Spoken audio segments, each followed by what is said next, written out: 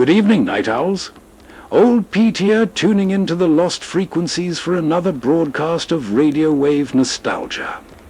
Outside, the wind is howling and the temperature is dropping, making this the perfect time to huddle around the warm glow of the radio dial. Tonight, I invite you on a journey through the shadows, visiting 7 different American night shifts frozen in time during the blizzards of the 1940s and 1950s. We will travel to the most isolated corners of midnight, watching those who work while the world sleeps. From the lonely janitors sweeping an empty bowling alley, to freezing train stations and tense furnace operators. To keep these graveyard shift ghosts company, I've dug up 7 spooky classic episodes from the golden age of radio. They're all tied together by a single, ruthless enemy, the absolute terror of the cold and snow. To kick things off and make sure your blood runs cold right away, we dive into the white wasteland with a legendary survival show.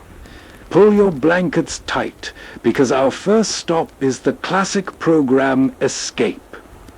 Broadcasted in 1950, I bring you the agonizing episode, The Match. Tonight we escape to the Canadian North Woods, to a lonely wilderness where justice finds strange paths. As James Oliver Curwood told it in his famous story, The Match.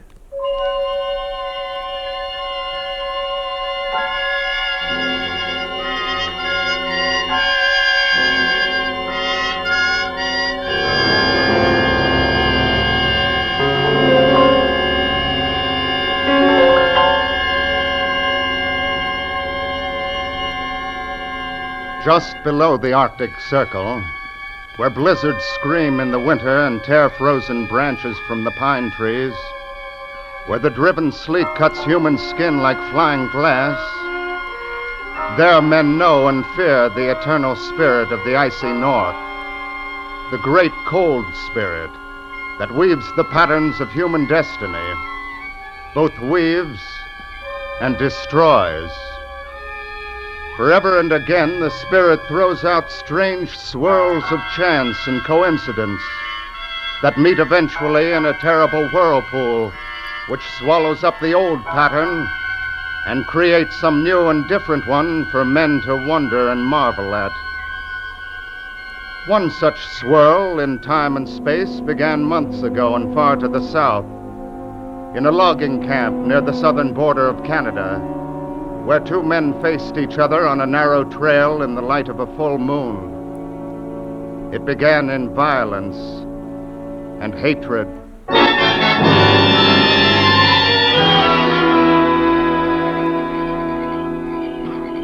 What do you want, Loring? Thorne, I've been talking to Jeannie. She told me what you did. Well, what about it? She told me all of it, the whole thing. Too bad, Loring. But if you can't keep your wife from casting her eye around, then that's your tough luck. There were no eyes cast around, and you know it. All right, then. What are you going to do about it? I'm not sure yet. Then I'll tell you. Nothing. You haven't got a leg to stand on. I'm running this camp and every man in it. And if you don't like what I do, then get out. I'm planning to stay. In that case, you'd better get used to the way I run things. Men and women. And the next time I drop Why, in... you dirty... That's it, eh? Well, then... Drop that knife, Thorne. Drop it! Get up, Thorne. Come on, get up on your feet. Get up, Thorne. What's the matter with you? Thorne. Thorne. That rock under his head. He's dead.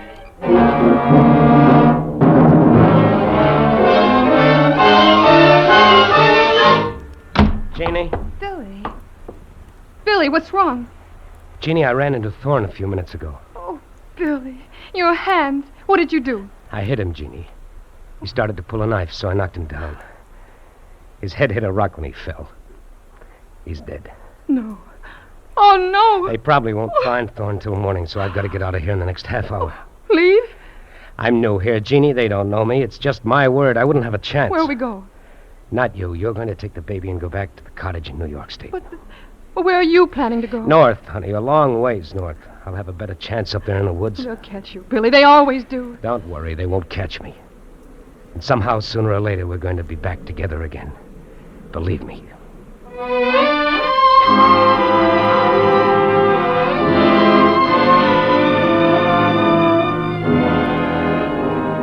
And so in the South, one black swirl of chance is born and moves slowly northward through time and space. Moves even as the great Arctic storms move across the faces of continents. And there ahead of it, among the tumbled ridges of spruce and pine, another swirl of human fate moves at the whim of the bleak spirit of that frozen land. Moves first one way, then another, but centers always near one certain red-coated uniform of the Royal Canadian Mounted Police. Centers on the hard, lean figure of a man called Sergeant Brokaw. Nice shot, Sergeant. Thanks, Trooper. The captain sent me to... Wait. There's one of our targets still up out there.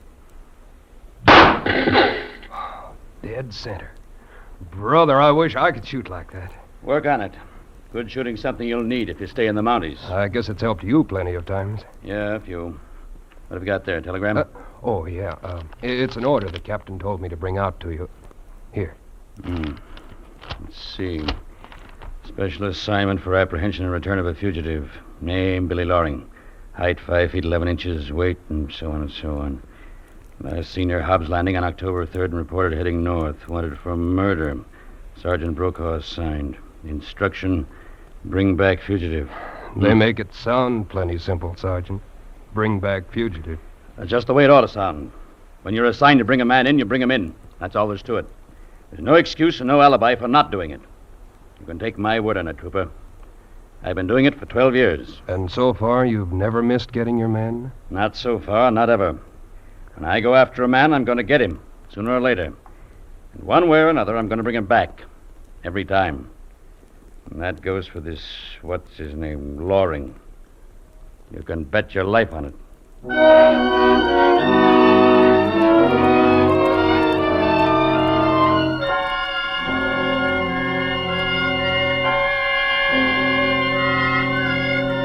And so they grew in time and space, these two great swirls of chance, the one hovering in the north, and the other moving toward it slowly across 1,000 miles and through 227 days.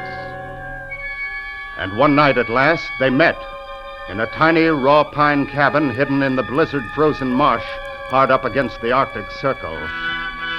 And the wild whirlpool born from that meeting created strange, new patterns of human life and death and destiny. All right, Loring. Let's have your other wrist. There. You don't need these handcuffs. You've got me, that's that. I don't take chances, Loring. You know it already, of course, but you're under arrest in the name of the Crown for murder. You can sit down in that chair by the stove. Thanks. It's funny, I've lived here all winter, and I've had pretty good luck trapping. Been selling furs to the Indians. In another month, I'd have had enough to go away and meet my wife. Then you come along. Tough luck, Loring. We'll start back for the post in the morning, or at least as soon as this blizzard lets up. That'll be 3 days. It always is. What's your name? Brokaw. Sergeant Brokaw. That's kind of funny somehow, today being the day you found me. Glad I did. I hate to be camping out in that blizzard tonight. What's so funny about today? It's her birthday. I mean, my wife, Jeannie. Here, let me show you. Hold it, Loring. Oh, no. It's all right. It's just her photograph. Here, let me unwrap it. See? She's a pretty girl. Yeah, that and everything else, Sergeant. You married? No. Had some of her hair. That curl that's pinned to the picture. Yeah. Red, isn't it? It's like red gold. We got married on her birthday. So today's our wedding anniversary, too. She wanted it that way. She said the best things in her life always happened on her birthday. Yeah, well... Yeah, I guess it was crazy. But I was so happy when I got up this morning about what day it was and only 2 months to go and all. I put 2 places at the breakfast table, and I propped her picture up by one of them. I sat there talking to her while we ate together. I guess you get like that up here alone. I haven't seen a white man for 3 months. I had a little dog for a while, but he died about 6 weeks ago, and there wasn't any chance to get another one. Jeannie always liked dogs. Dogs and kids. You don't mind my talking this way, do you, Sergeant? Kind of helps. I don't mind. Why should I? Well, the thing is, we've always been so blamed crazy about each other. We'd never been apart until this came up. And then we had to be. And in another month or two, we'd have been back together. It's your own fault, Loring. It's not my concern. My job is to find you and bring you in.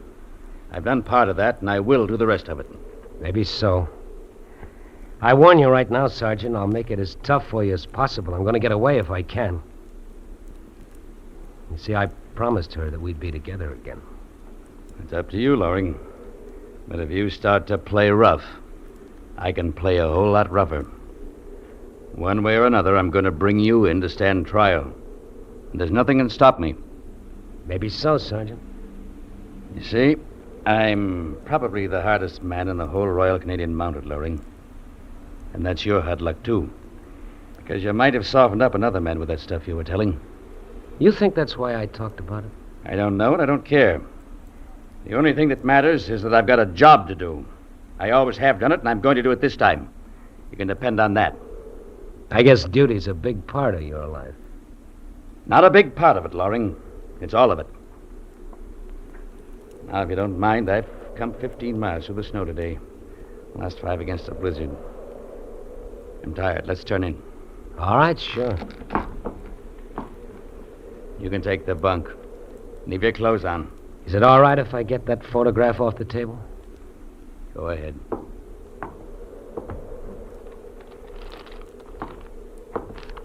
All right. Put your feet together. Huh? What's the chain for? Another reason to call me hard. I'm going to padlock it around your ankles. You are cautious. That's right, Loring. There. Now, call out if you want anything in the night. If you try to get up without calling, I'll kill you. I'll sleep here in the chair. And this gun happens to be cocked. Thanks for warning me. Good night, Sergeant. Good night. By the way, Sergeant Brokaw, Yeah? it's too bad you never got married. Why? Because when you go to sleep, you've nobody to dream about.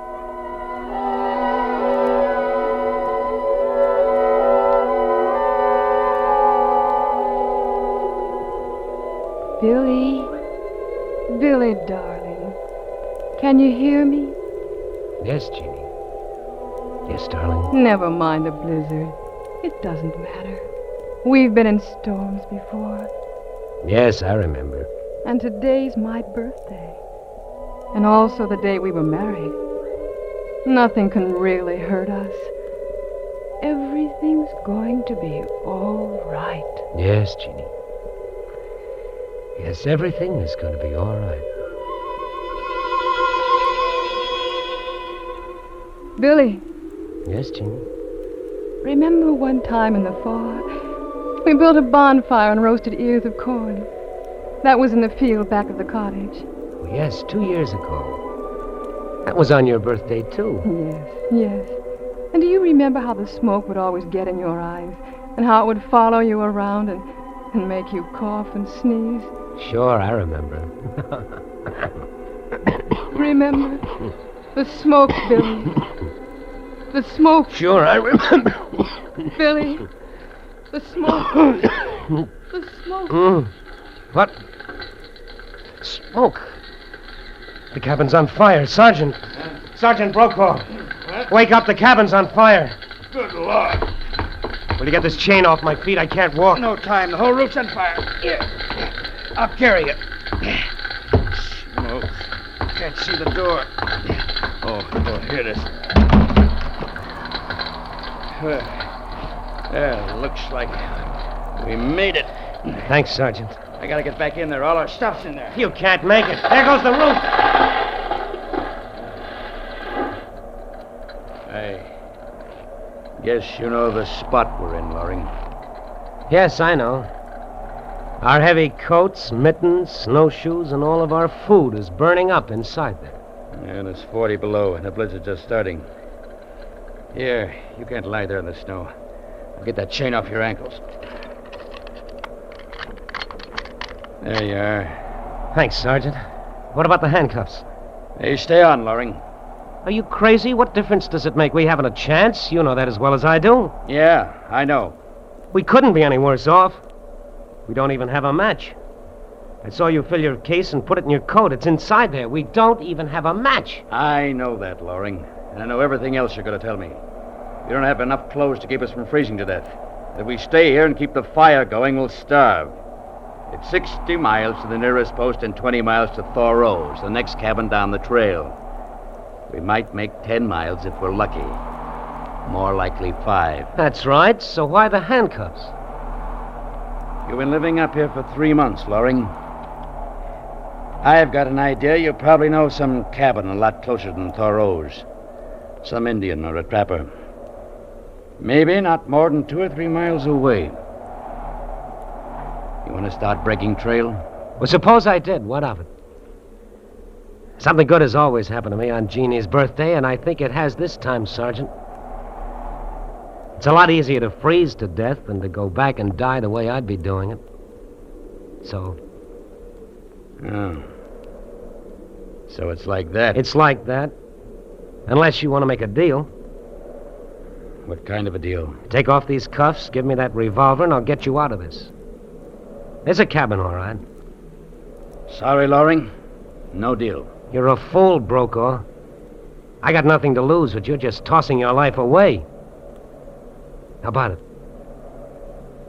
We'll take turns breaking trail. You can lead off first. We may as well start. Where? Thoreau's, of course.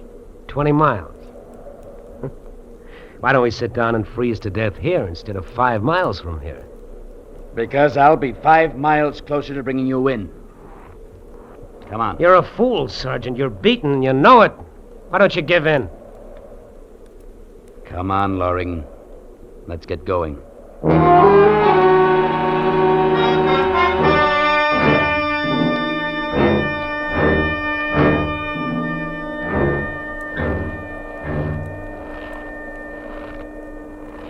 Loring, how far do you think we've come by now? I don't know. Let's rest for a minute.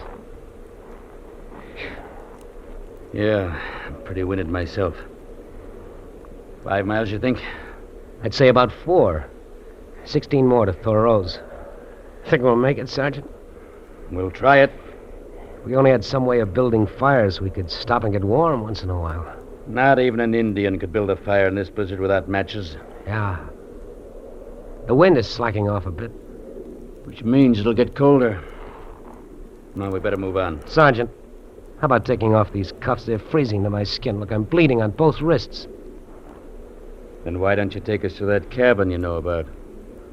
Want to make that deal? No deal. No deal, no cabin. Then I'm sorry for you, Loring. But the cuffs stay on. Why? What difference can it make? We'll both be dead in 2 hours anyway. If we are, you'll still be wearing those cuffs. And this gun will still be in my holster. Dead or alive, you'll still be my prisoner. The hardest man in the Mounties. Are you ready, Loring? Sure, why not? I'll let out for a while. Come on, let's go.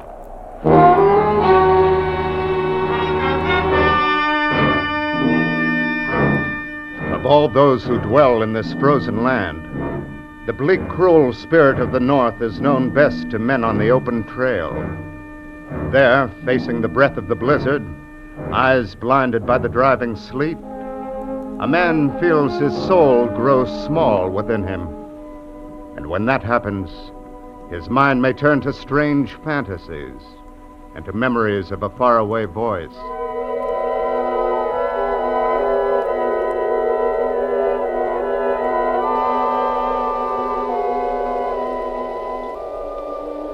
Billy, can you hear me, Billy?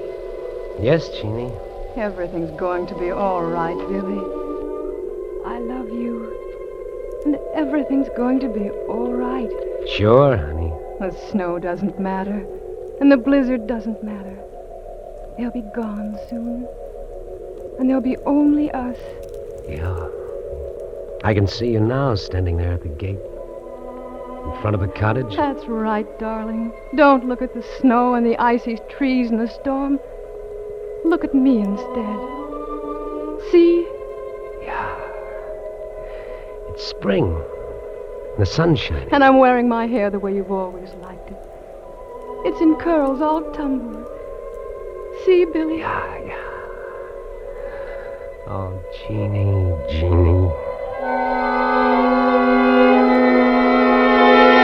But, Brokaw, what's the matter? Held out. Tired. Rest a while. You can't lie there like that. You'll be asleep in 5 minutes. That'll be the end. Thoros. How much farther?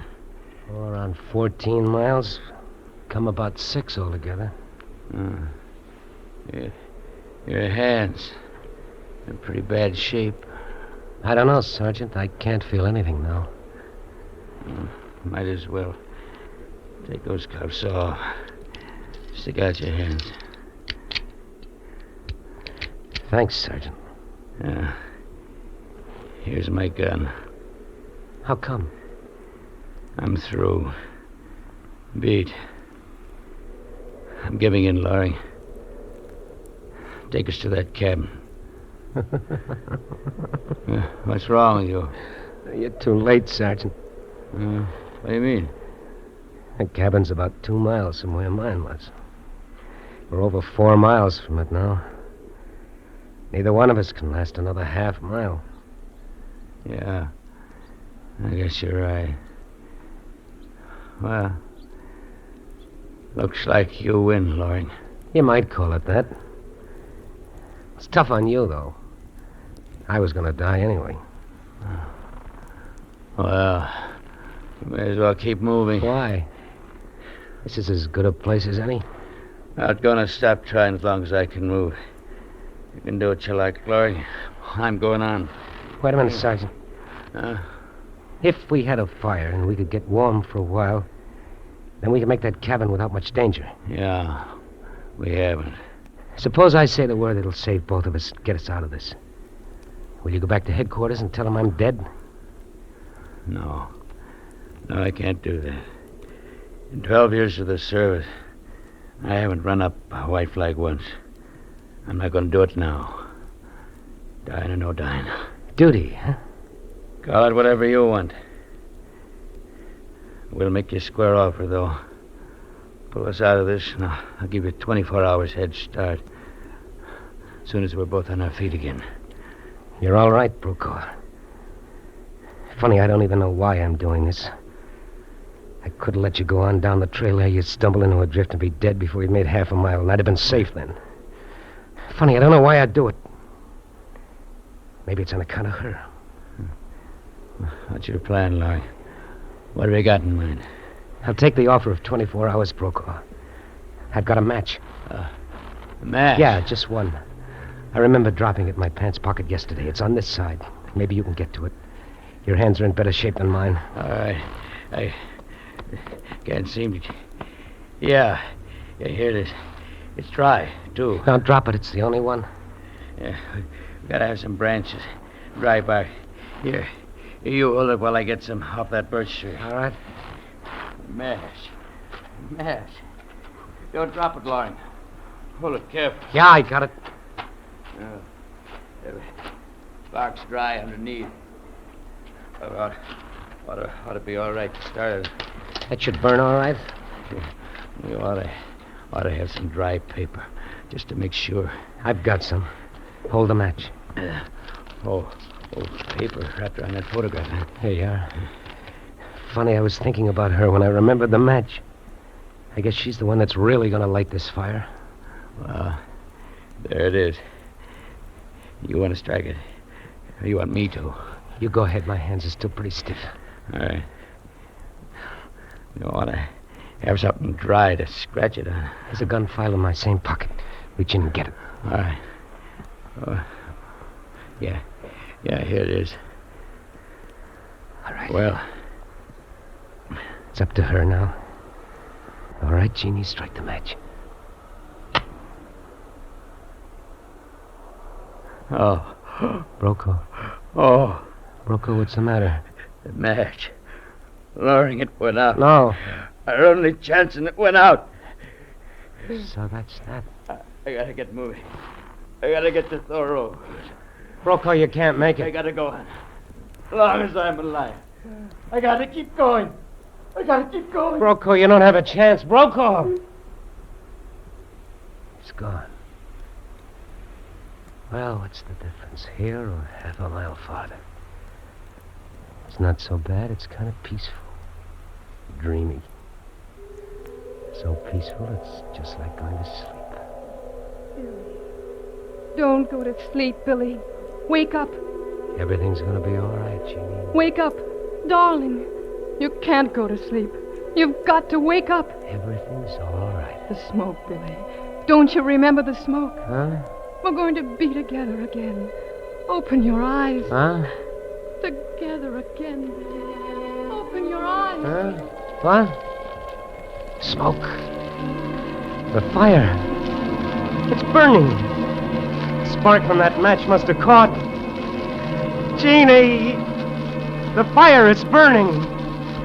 The fire!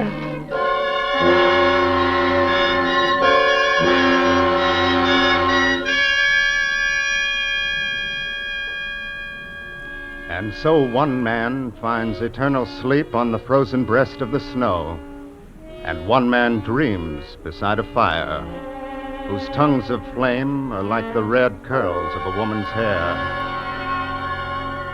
When the blizzard has stripped the little things away, and the soul of a man stands facing the blast, clean and bare and alone, then what is right and what is wrong? Does justice depend on the striking of a match? Is human destiny only a thing of accident and of chance? Ask the icy voice of the Arctic storm. Ask the cold, bleak spirit of the great North Woods.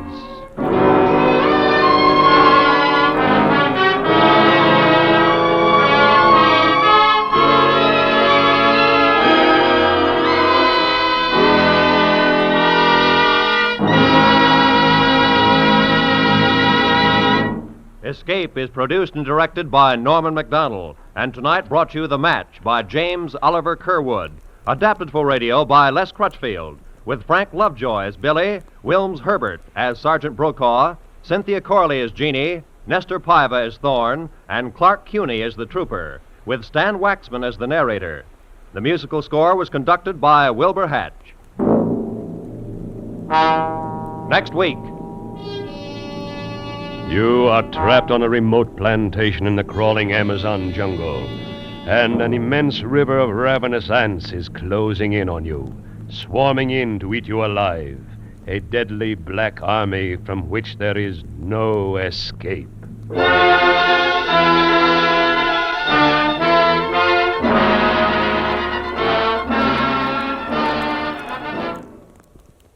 Button up your coats, because we are heading down to the old railway station. The tracks are buried under a thick blanket of white, and the lone ticket clerk is keeping a solitary watch, waiting for a midnight train that might never arrive. As we stand on that icy platform listening to the distant wind, it's the perfect time to let our next guest step out of the shadows. Do you hear that haunting whistle echoing down the tracks? It's time for the classic mystery program, The Whistler. From the winter of 1950, here is the chilling tale of guilt and frozen footprints known as Lady in the Snow. Keep your eyes on the blizzard. It was midnight, and the street was quiet with the serene, gentle stillness of the hour, except for the light shining brightly from the drugstore on the corner and from Brent Morrison's home studio a few doors down the street. The rest of the neighborhood was dark. Inside the studio, Brent Morrison, well-known commercial artist, was working feverishly on an advertising layout with his assistant, Elaine Nelson. Suddenly, Brent stopped, put his pen aside, leaned back and lit a cigarette. Well, Elaine, won't be long now. Just about finished. Looks good, doesn't it? Mm-hmm. It's going to be the best double-page ad that's ever been placed between two magazine covers. Your idea of doing it with cartoons was terribly clever. Well, thanks. You know, Brent, you've got a style all your own. No other commercial artist can match it. Thanks again. I hope working late tonight didn't interrupt any plans. No. Joe and I didn't have anything planned. Good. How is Joe, by the way? Oh, just the same as ever. Lost another job last week. Oh, I'm sorry. Yeah, I'm used to it. Let's get back to work, shall we? Okay. If you'll color the sketch here while... I wonder who that could be at this hour. Better answer, it might be a client. Brent, wait. If that should be Joe asking for me, would you tell him I'm not here, that I'm on my way home? But Elaine... Please, Brent, it's important to me. I'll explain later. Well, all right. Hello? Mr. Morrison, this is Joe. Joe Nelson. Oh, yes, Is my wife there? Well, no, she isn't. She left some time ago. Ought to be home any minute. Okay. Thanks, Mr. Morrison. Thanks, Brent. Look, Elaine, what goes here? Why did you ask? Oh, it's nothing, really. Well, you'd better tell me. It could be I just put myself in quite a spot. Well, the last time I worked late with you, Joe didn't like it. We had quite an argument. Well, why didn't you tell me he was suspicious? Because I was afraid you'd be annoyed, get someone else to work with you. With Joe out of a job, earning a living's up to me. Well, I'd have been glad to make some special arrangement. We could have worked at your place. I'm sorry, Joe. I'm so lonely, and Joe is so difficult. He finds fault with everything I do. Oh, now, Elaine. Elaine. If there's anything I can do... Thanks. I guess there isn't. It's nice to know you're willing to help. You're a wonderful girl, Elaine. It's just too bad Joe doesn't understand. Wow. It's a very touching scene. Joe! Yeah. Very touching. I figured you and this Morrison guy out all along, baby. Oh, wait, you're all I wrong. know you were here. That's why I called from the drugstore on the corner just to see what Morrison would say. He gave me the wrong answer. And he's gonna pay for it. This hand iron will do the trick. Brent, look out! You raise an arm to stop him, but Joe moves in quickly. Sharp, sudden pain, and you're almost defenseless against the rain of blows against your arms and body. And then just as suddenly, it's there in your hand. The gun, your gun. You see Elaine realize that she's handed it to you. Your gun, Brent. You know it isn't loaded, but it might frighten Joe off. He grabs for it. The struggle for possession heightens. Suddenly, you feel Joe relax, and then he crumbles. Brent, you shot him. But how... The gun. It was never loaded before. Elaine. Is he?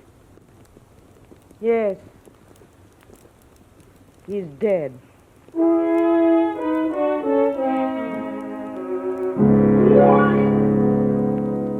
You look down at Joe's lifeless form, and as the gun in your hand clatters to the floor, you wonder how it ever could have been loaded. You blink in amazement, turn from Joe to Elaine. Your mouth forms words to say to her, but the words won't come. She just looks at you, a steady, expressionless stare. And then... Hey, what's going on in there? I heard shots. What happened? I'm so glad you've come. That man there, Mr. Morrison, he just shot my husband. Elaine, it was an accident. It was self-defense, and you know it. Oh, it's no use, Brent. I won't lie for you. Whatever was between us is over now. I can't defend a murderer. This man's dead, all right. Hadn't we better call the police? I've already phoned him, lady. Did it as soon as I heard the shots.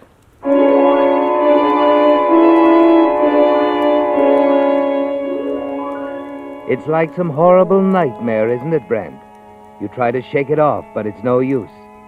You can't understand why, but Elaine is saying you murdered her husband, and the police are on their way. You stand there staring, Elaine weeping softly, the man looking at you curiously. Here the police come now. I better go out and flag them down. I couldn't give them the exact address. I didn't know it. Elaine, what's this all about? Tell me. Oh, come off it, Brent. You can't be that dumb. Dumb. I'm beginning to see. You planned the whole thing. Me on the phone telling Joe you weren't here. And then when he came, you gave me the gun you loaded without my knowledge. You wanted me to kill him. The police will never know that, Brent. But why? Why did you want Joe dead? Simple. $20,000 worth of life insurance. With $20,000, a girl can live a little. She can do a lot of things. But Elaine, why did you pick on me? You were handy.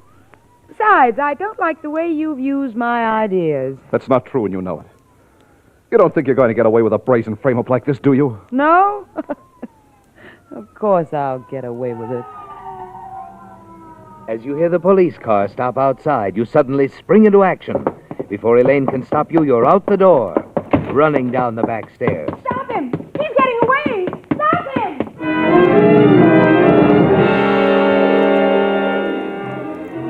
You race down the back alley to your car, then speed away into the night.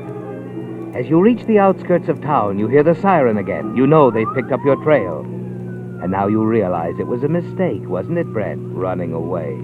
The gun, your gun, Brent, back there on the floor of your studio, your fingerprints on it. By running, no one will ever believe that you were framed for the murder of Joe Nelson. Several miles later, you turn into a narrow road leading past an old abandoned quarry. The police car is closing the gap between you.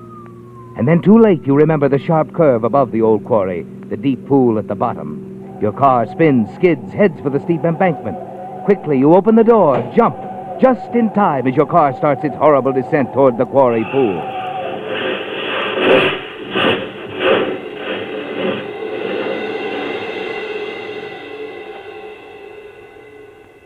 For a minute, a black curtain shuts out everything. And then it's gone. And you find yourself lying in a clump of bushes. Over here, Bill. Below, you hear voices. You sure picked the wrong You turn. crawl to the ledge, look down, see the two policemen. You sure took a tumble. Yeah, and that pool of water is at least 50 feet deep. You'll never get him out of there alive, that's a cinch. Well, maybe it's a break for him.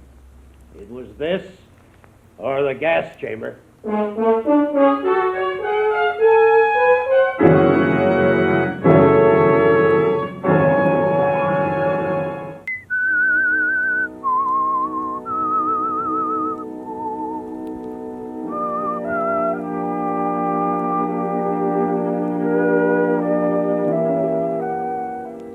Well, Brent, Elaine's scheme to frame you for her husband's murder worked, didn't it?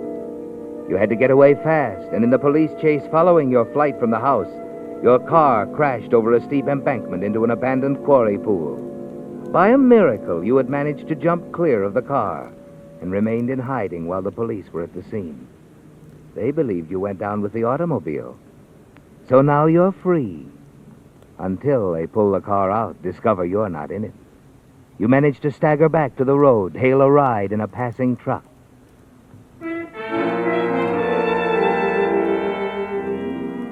You do a lot of thinking, don't you, Brent? And shortly before dawn, you get off the truck at the outskirts of a small mountain village, Kentville. You make your way slowly into a clump of trees, drop exhausted on the grass, and soon you're asleep. When you open your eyes again, the sun is shining, and there's someone standing over you. Hello. Oh. Hello. Why, you're hurt. Your shirt, there's blood on it. It's nothing. I just slipped a while ago. Fell on some rocks, just scratched myself up a little. Oh, here. Here, let me help you up. That's all right. I'll be okay. Oh, you are hurt.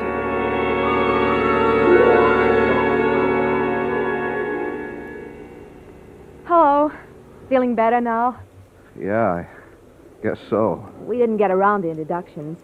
I'm Claire Lawton. This is Dr. Matthews. He helped bring you here to my house. Hello, son. What's your name? It's Webb, Roy Webb. Good thing Claire found you, Mr. Webb, and called me. You were pretty badly banged up. You'll be okay. Just what did happen, Mr. Webb? What happened? Yes, I'm curious. Well, I'm not sure. You can't tell them the truth, can you, Brent? So you tell them you can't remember, that you must have suffered a brief lapse of memory. You explain you've had similar attacks before, that you can remember some things, your identity, but you can't remember others. You're relieved when Dr. Matthews seemed to accept your story.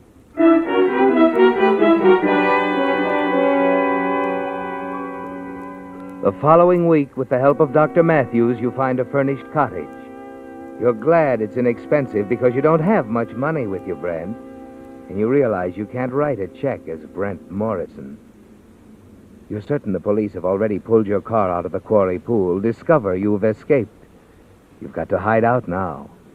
And Kentville seems a safe place. A few nights later, Dr. Matthews drops in to see you. Feeling better, son? Much better, Doctor. Your memory improving?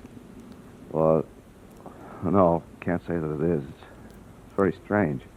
Look, son, you'd better quit stalling. Stalling? You haven't amnesia. You didn't have amnesia the day Claire found you. You didn't betray the slightest symptom. Oh, I see. Then why did you let me... Because you were pretty badly hurt, suffering from shock, and you seemed like a nice young man. Now I want the truth. Who are you, and what are you doing here in Kentville? Now you know, Brent. Your story didn't fool Dr. Matthews for a second, and you're faced with a vital decision. You make up your mind quickly. Tell him as much as you dare that you've been framed, involved in a scandal affecting your future. But you don't mention names or the death of Joe Nelson. Why, sounds fantastic. You're not making this up, son. What I've told you is the truth, Doctor. All right, I believe you. So you want to stay on here? Maybe need time to think things out, eh? Yes. That's what I want. I need time to think things out.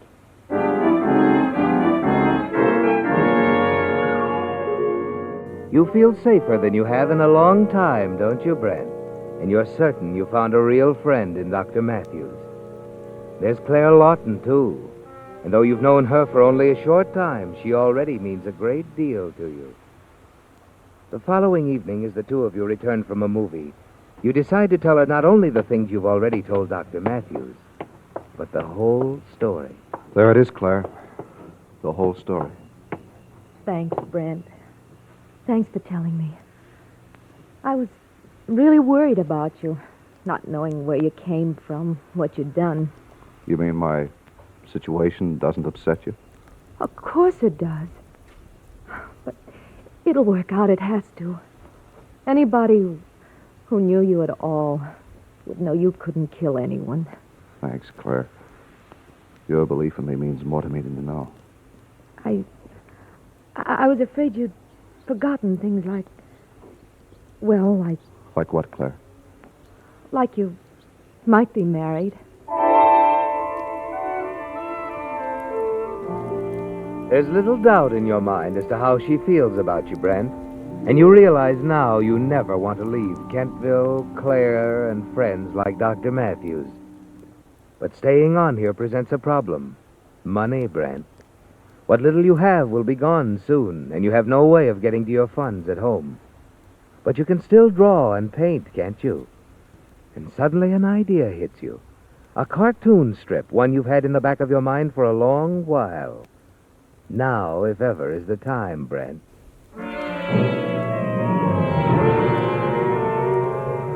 You work feverishly, disguising your style as much as possible. Then, using your new name, Roy Webb, you send the results to a newspaper syndicate in New York. When you receive their reply, a contract, it's even better than you'd hoped. Claire is elated. And as the months pass, you spend more and more time together. You've a bank account now. The citizens of Kentville have accepted you as one of their own. And you wonder if you can't spend the rest of your days here as Roy Webb, cartoonist. And then one evening, as you return to your cottage... Hello, Brent. Elaine. Or shall I call you Roy? Roy Webb.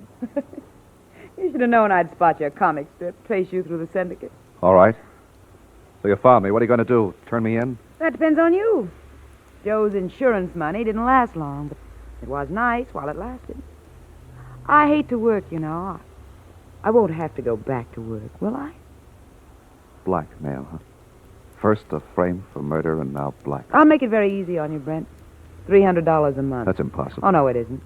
You forget I know a little about the money in cartoons. I'd like the first payment in a few days. Now, look, Elaine. By the way, I've a new name, too. It's Helen Walsh. You'll have the money by Saturday. Won't you, darling? All right. I'll have it. Fine. I'll be staying here in Kentville for a while. Matter of fact, I rented a small cottage up on the hill. We'll be seeing quite a bit of each other from now on. Won't we, Brent?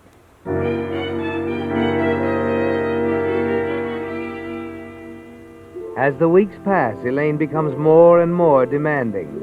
Insists you take her to dinner, the movies, and the lonely roadhouse on the outskirts of Kentville. And finally, she demands that you increase her allowance to $500 a month. You manage to stall her off for a time. But then one night, as you're driving up to her remote cottage, she tells you of a new plan. You know, Brent, I'm getting pretty fed up with this burg.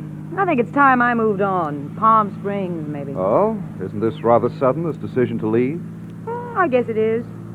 You're coming with me, of course. Now, wait a minute. I like it here. I know, but I want you in Palm Springs, close by. You and the money. If it's the money you're worried about, I'll mail it to you. You might, for a while. Then you'd miss a payment.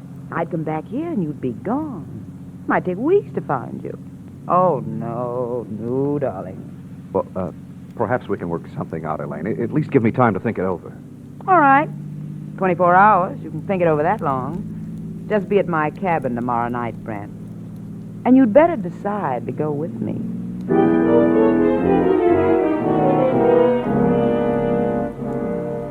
You hadn't planned on this, had you, Brent? The idea of Elaine leaving Kentville seemed like a very good one to you, but you never thought she'd force you to go with her.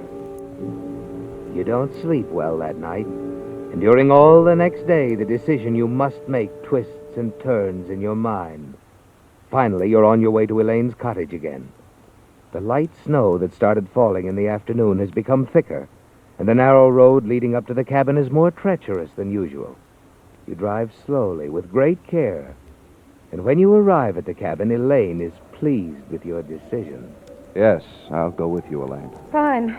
I'm all packed. We can leave tonight. Tonight? Oh, now, look, I can't go tonight. I'll have to close up the cottage, settle some bills in the village. All right, in the morning, then. What's your hurry, anyway? Just want to get out of this iceberg, that's all. It's getting colder every minute. Yeah, there's a pretty bad storm going, too. I'd better start now while I can still make Now, it. before you go, close that window, will you? I'm freezing.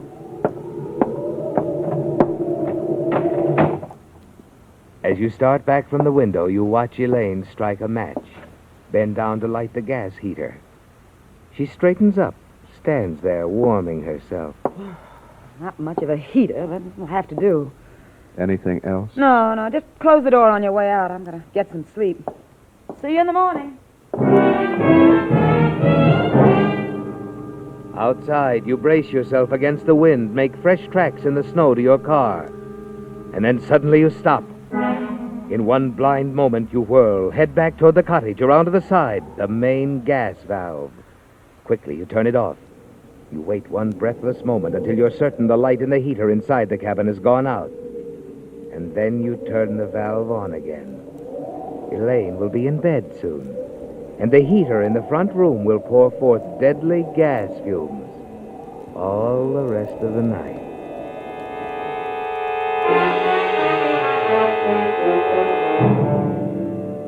Only after you reach your own cottage do you realize what you've done. You pace up and down, your heart pounding. She deserves to die, doesn't she, Brent? And you keep telling yourself that's the way it's got to be. But it's no use, is it? You can't let her die, can you, Brent? No matter what she's done to you, you know now you can't commit murder. You go out into the storm to your car. You drive crazily up the narrow road again, twisting, swerving dangerously. Your own safety isn't a factor now. Even though Elaine is vicious, threatening, you've got to reach her in time. Only 2 more curves and you'll be there. Your foot is almost on the floorboard now, and as you take the first curve at top speed, a pair of headlights suddenly looms ahead.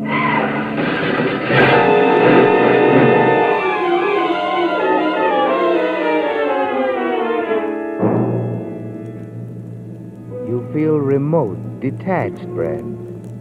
And when you open your eyes, the blur before them clears slowly. It's morning. You stare at the ceiling above you, then down the walls to the bed in which you lie. And there, standing at the foot of the bed, is Claire. Hello, darling.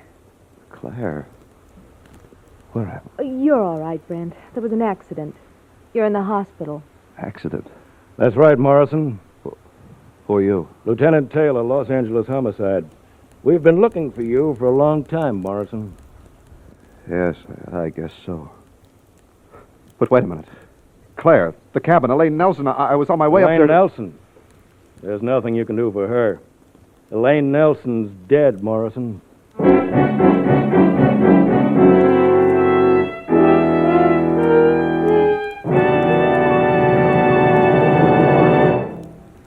If automobile engines were made of glass, a lot more drivers would certainly switch to Signal Premium Compounded Motor Oil. Through the glass, you would actually see how the scientific compounds in this extra-duty Signal oil help to keep wear down and performance up. In the cylinder head, for instance, you would see how one of these compounds keeps Signal Premium from breaking down under heat, keeps it from forming harmful gum and varnish. Around the piston rings, you would see how a second compound in Signal Premium actually removes carbon. And down in the bearings, you would see how still another compound prevents corrosion. Yes, if automobile engines were made of glass, you'd see the many things Signal Premium does for your motor besides just lubricate. In short, you'd see why, if you want to keep your motor's performance young, you should get your next oil change at a Signal station. Get it changed to Signal Premium Compounded Motor Oil.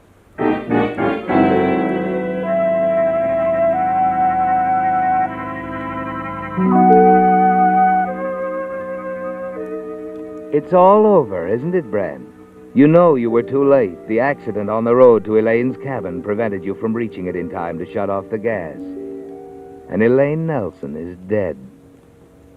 Now, in your hospital room, Claire Lawton, the girl you're in love with, is standing by your bed.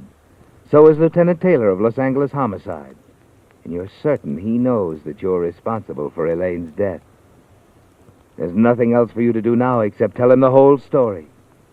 But you know he won't believe a word of it. As you start to explain... Save your breath, Morrison. We know who did it. We know the whole story. Yes. I suppose you do. As soon as the local police got the facts, they called us. That's why I came. It's all cut and dried. We've got the gun Elaine Nelson was killed with. The gun? I thought it was... Darling, Elaine Nelson was found in the snow several hundred yards away from her cabin last night. She'd been shot to death. Shot to death? She was trying to get away when he caught her. Killed her. He? Who are you talking about? Elaine's ex-boyfriend. She ran out on him after she'd collected her husband's insurance money. He got sore, started looking for him. Her boyfriend? Nick Devens, the guy who ran into your studio the night Joe Nelson was shot. The guy who called the police. But I don't get it. You really caught him for us, Morrison. After Devens killed Elaine Nelson last night, he was making his getaway. Driving down the road from her cottage when your car crashed into his. Devens, you mean he... Yes, Brent. He was driving the other car. Wasn't hurt seriously. He'll live to die in the gas chamber. We know now, Morrison, that Devens and Elaine Nelson framed you for her husband's murder the night he was killed in your studio. Devens confessed the whole thing. He did. Yes, darling. Everything's going to be all right for us, after all.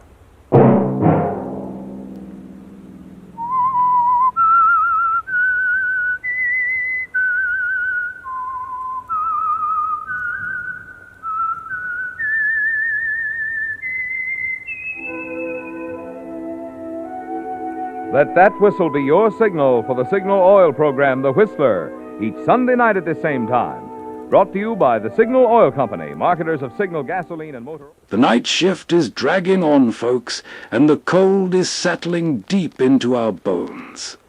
Let's head into the blinding snow of a 1950s New York City night. We are sitting with a lonely taxi driver, parked under a flickering street lamp, waiting for a fare that might never come. To keep us company in this freezing cab, we tune in to the legendary program Suspense for a chilling ride called Snow on 66. Lock your doors.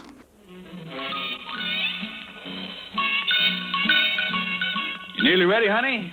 Darling, it takes time to put on lipstick properly. Well, I'm sure the natives will love you as you are. What natives? Where are we, Charlie? You mean to sit there making up that utterly provocative lower lip after we arrive at the biggest motel in the only town on 150 miles of desert highway and not know where we are? Well, I suppose I could find some postcards or envelopes in one of these drawers. Nah, you just stick with the decorating. I'll fill you in from this folder. See, this is the Beatatican. Beatatican Motel is located on the outskirts of Red Mountain, Arizona. So that's where we are. That's where we are. Red Mountain, Arizona is 485 miles east of Los Angeles. What's more, the temperature is now 20 degrees. It's expected to drop to 5 below tonight with snow before morning. Well, now, it doesn't say that in the folder. No, the manager told me that when we registered. 5 below? Mm-hmm. I've never been where it got that cold. You California gals, all you've got going for you there is climate. You never have weather. I'm sorry I failed you so early in our marriage. Better to know the worst right away. Well, come on, let's eat. I'm ready. Now, how do I look? You look fine to me. But the Indians may think white men go on warpath again. Huh? Mm-hmm. White squaw wear heap much war paint. Funny man. Got the key? I got it. Let's go.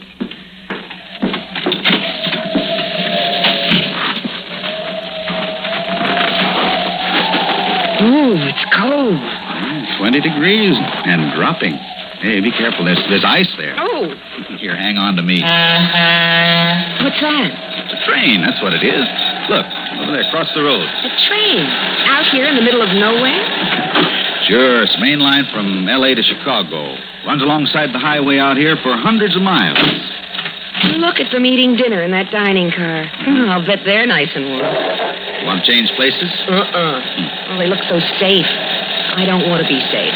I want adventure. Yeah. You picked a great place for it. Red Mountain, the hot spot of northern Arizona. Just look at it. There's one main street and 52 motels, 87 gas stations. And 6 restaurants featuring chill mac and canned soup. Yeah, the manager shills for the Kachina Doll down toward the center of town. Watch out for that little truck, Charlie. I see him. He's far enough away, I think. Oh, that's so-and-so. What's the matter, dude? I don't know. He waited till I pulled out in front of him, and then he let me have his bright lights. Nearly blinded me in the rear vision mirror. Oh, maybe he's signaling he wants to pass. Let him. Oh, that's it. He's blowing his horn. There he goes. He's in an awful hurry.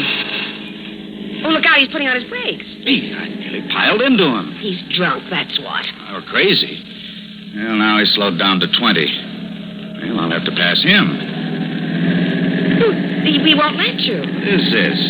I speed up, he speeds up. Let him go then, Charlie. It's a good thing nobody was coming toward us. Watch out, he's slowing down again. 15. Do you suppose he's doing that on purpose? Oh, I don't know. Hey, come on, get going. I'm going to have to try it again.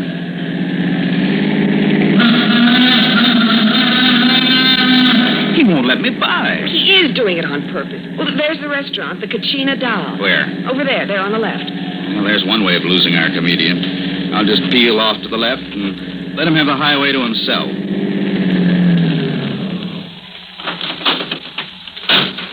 He doesn't seem to want the highway, Charlie. Look up the road. He's turning into that gas station. He's coming back. I'll let him. Come on, let's eat.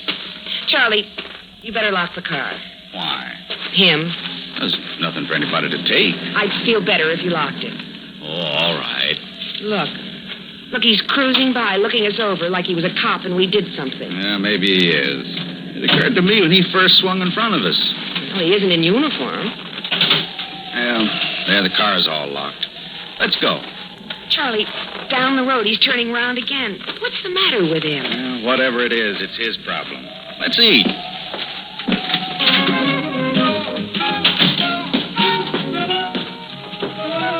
Where you want to sit? Good evening, and how are you folks tonight? Cold. We're not too late for dinner, are we? Oh, no, we can take care of you. Right this way, please. Well, here's a nice booth for two. Good. Care for a little drink? Sit down. Bye. No, I don't think we do. I'm pretty hungry. Let's just have some food, because we're starved. Let's see the menu. Okay, coming right up. Charlie, What? the driver of that pickup truck, he just came in. So? It's a public place. But he's coming over here. Let him. Hey, you. Don't pay any attention to him. Hey, you. Were you speaking to me? Yeah, that blue 61 Chevy outside, that belonged to you? It does. Well, I want to talk to you. What's on your mind? Outside. Charlie, don't go. I said, what's on your mind? Now, look, Bud, I don't like people cutting in front of me. You mean when I drove out of the motel? Yeah, that's what I mean.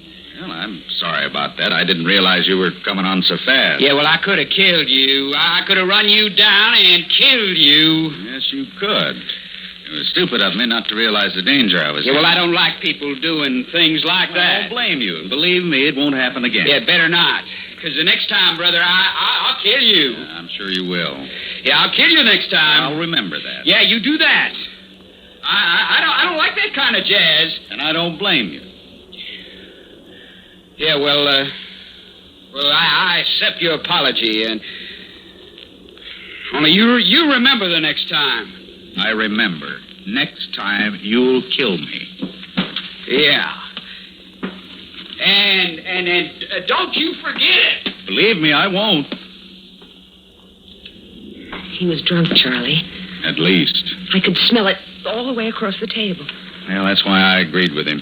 You were wonderful. I was afraid you'd think I was chicken. No. Yeah, there's no point arguing when they're that far gone. No wonder he drove the way he did. I'm proud of you. You left him with nowhere to go but out. Hey, did he give you any troubles here? No, not really. Oh. But he might have. He might have killed us out there on the road. Oh, Leroy don't mean no harm. You know him? Ah, sure. Everybody knows Leroy. He talks rough, but he don't mean no harm. Well, you folks decided? I'm not very hungry now. Oh, but you must eat something, hon. You order for me. Gracious, I'm afraid I've lost my appetite, too.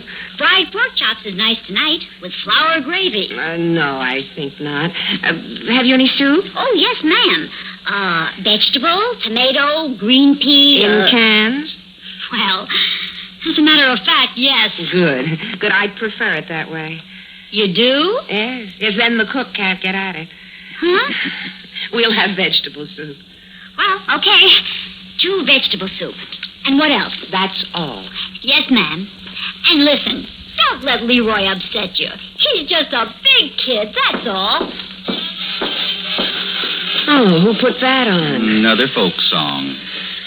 Charlie. Are you sure you locked the car? Yeah, I'm sure. Maybe you better go look. Why? I don't know. Maybe he's done something. Oh, broken a window, slid a tire. I don't know. Well, I was thinking the same thing. Okay, I'll go look. But be careful.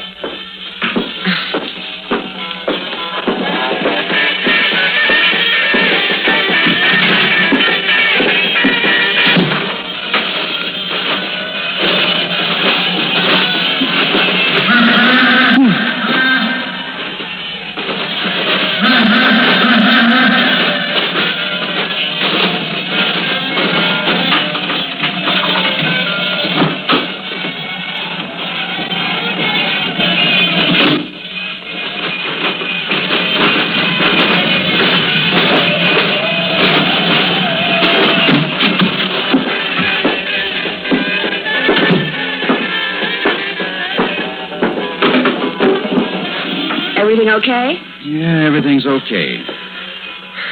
I've been thinking, hon. I think we ought to report him to the police. Maybe. We could have been killed, you know. If anybody had been coming the other way, when he wouldn't let us past him, we'd have been killed. I know.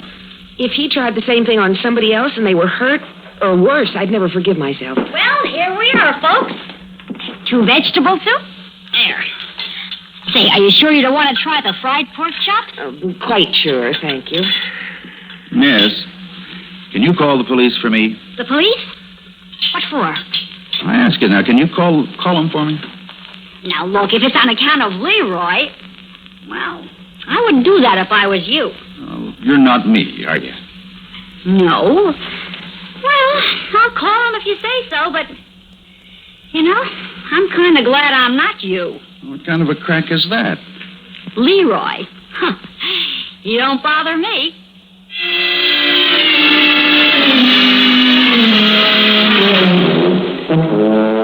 Yes, officer, I wrote down the license number, 880. 008. Yeah, that's right, officer. It was an International Harvester pickup, painted red and shiny. That's Leroy, all right. That's his horn. No, lady, that ain't Leroy. That's the Orange Empire Express. Goes through here every night at 9:42. Oh.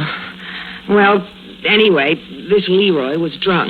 More than likely. He's driving in a fog. And you want me to arrest him? Don't you think you should before he causes an accident or hurts or kills somebody? Oh, that ain't likely. Well, how do you know? I know Leroy. Well, look, I know my rights. I hope you know your duty. I want you to swear out a warrant for the arrest of this Leroy. I want you to go out and pick him up and put him in jail till he sobers up. Oh, Leroy's the same, drunk or sober. Makes no difference. Then maybe he should go to another kind of institution. You sure you want to make a formal complaint? What's going on here? Is this Leroy the son of the mayor or the nephew of the governor or something? What kind of a conspiracy is this? Your boy Leroy could have killed me and my wife, and yes, I do want to make a formal complaint. That's what I thought I was doing. Look at it this way. You're just passing through town. Chances are you won't be back this way for months, years, maybe never. But me, I gotta live here with Leroy and all the other Leroys in town. We get quite a few of them. They're just big kids. They don't really mean no harm, but they get restless. There ain't enough to do in this burg, only one movie show.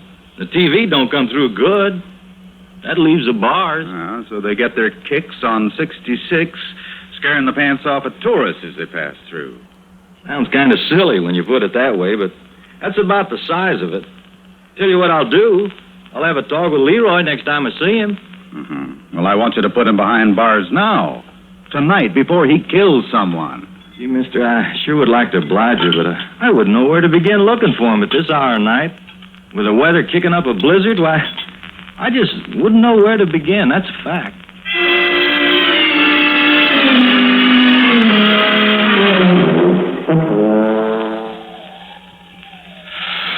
I don't mean to invade your privacy, hon, but haven't you already filed the nails on that hand? Huh? Oh, yes. Charlie, I'm so nervous I don't know what I'm doing. And I keep hearing noises outside. Your imagination's playing tricks. I suppose so. But just a minute ago, I thought I heard them again. Oh, Charlie, I know it's silly. But would you please check the car again for me? Oh, come on, Flo. Please. And then I promise I'll get ready for bed. All right. Flo. What is it? Some Somebody let the air out of the back tire. Leroy.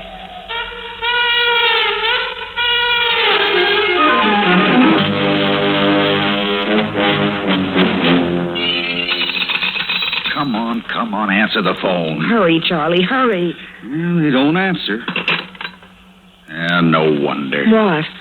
That's this card here. It says, the motel switchboard is closed after 10 p.m. Oh, but we've got to get air in those tires. Well, we couldn't wait till morning. No, Charlie. I will not stay in this place a minute longer with that crazy man out there beeping his horn at us and I don't know what all. Next thing, he'll murder us in our beds. Well, I can't get anybody to answer the phone. Well, we'll just have to wake up the manager. I'm going to like it. I couldn't care less.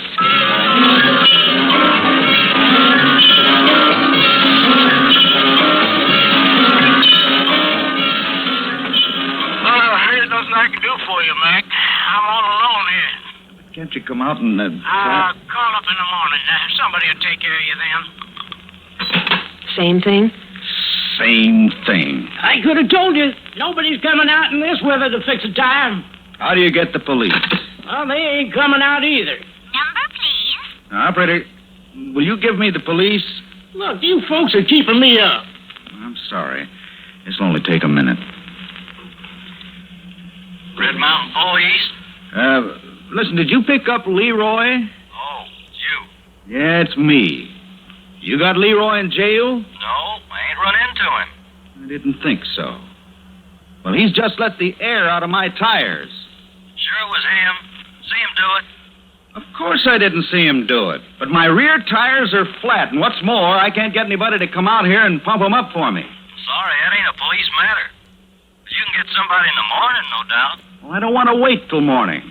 I don't want to spend another minute in your crummy town. I want to get out of here right now. Then you're going to have to pump up your tires your own self. It's a good idea. I just might do that. That's about all I could suggest. And don't you fret. I'll speak to Leroy as soon as I see him. Thanks. Thanks a lot. Come on, Flo. Let's get out of here. Just a minute. You owe me for those phone calls. Yeah, here. Keep the change. Buy a trip to the moon.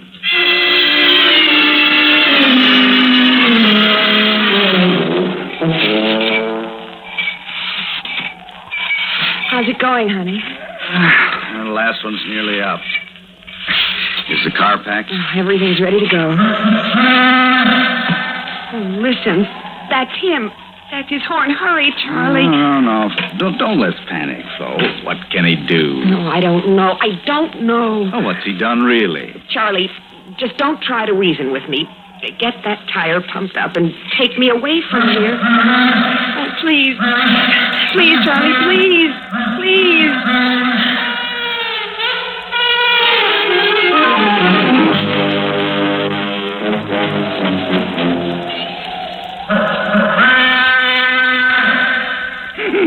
What's the idea of parking out in front of the police station blowing that horn?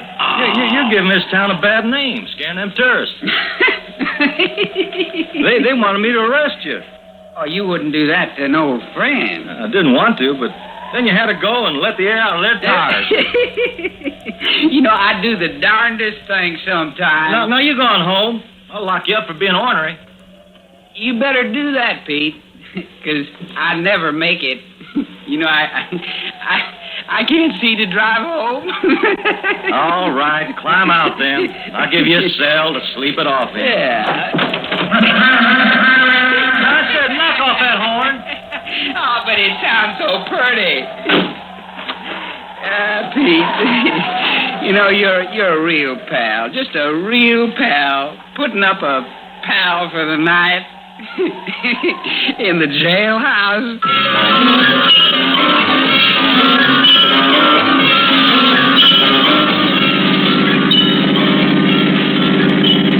See that sign, hon? City limits Red Mountain. Come back soon. Sure we will. Charlie, I never was so glad to get out of any place in my whole life. Well, I didn't exactly enjoy it too much myself. Turn on the radio, huh? It's funny how a little thing like that can work on you. grow and grow on the edge of panic, you know? Oh, those snowflakes are so big. They come straight at you. And you want to duck because they seem to be coming through the windshield. The best driving conditions, I can tell you that. Can't do much better than 20. Oh, I don't care if you have to crawl. We're getting further away from that dreadful town every minute. Oh, that's all I need. What? Oh, some idiot behind me with his high beam on. Only one headlight. It's murder. Charlie, you don't suppose... Charlie, it's Leroy. He's overtaken us fast. You can't let him past. You can't let him box us out here in this blizzard. I can't drive much faster. You've got to, Charlie. Charlie, you've got to. But I can't see. The snow is just a white wall. Faster, Charlie. Charlie, he's gaining on us. Yeah, but that one headlight's in the mirror. It's blinding me slow. He's gaining on us, Charlie. Faster. Faster. Slow, I can't see. I can't see a thing.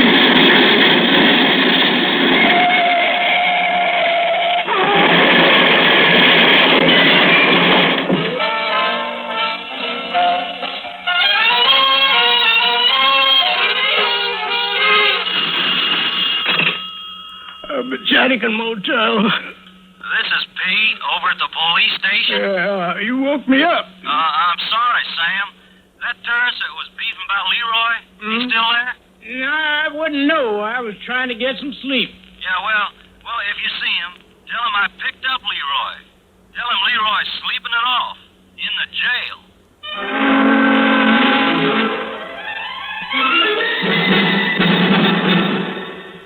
Suspense. You've been listening to Snow on 66, written especially for Suspense by William N. Robeson, and starring Grayson Hall and Jimmy Blaine. Have a nice trip. Don't forget your phone. Planning your vacation or a weekend trip? Well, long distance can be a big help. You decide where you want to go, then just pick up your phone and call ahead for reservations. Make sure of a good place to stay. And while you're away, it's so easy to keep in touch with home by telephone. Well, have a good trip, and don't forget to phone.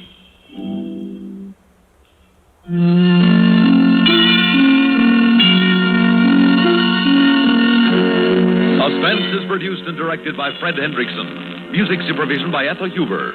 Heard in tonight's story were Gwen Davis, James Dimitri, Bill Mason, and Sam Raskin. Sound patterns by Walter... Let's leave the icy streets of New York behind and pull over at a lonely roadside diner. Inside, a solitary cook is flipping hamburgers on a warm grill while the endless snow batters the windows. To keep the chill alive in this empty diner, we're tuning the dial to a 1949 broadcast of The Mysterious Traveler. Grab a hot coffee and settle into your booth for a story called Death Has a Cold Breath.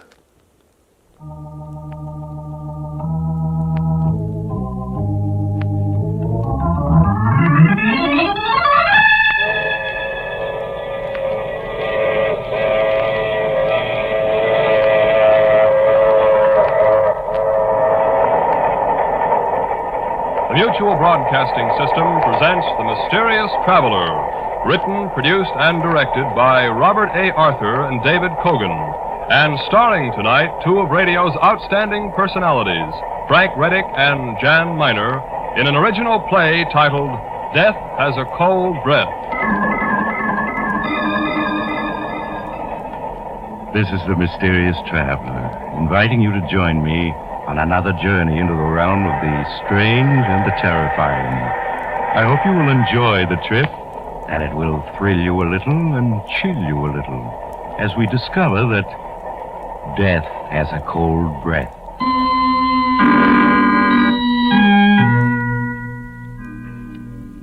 Your name is Andy Marlowe.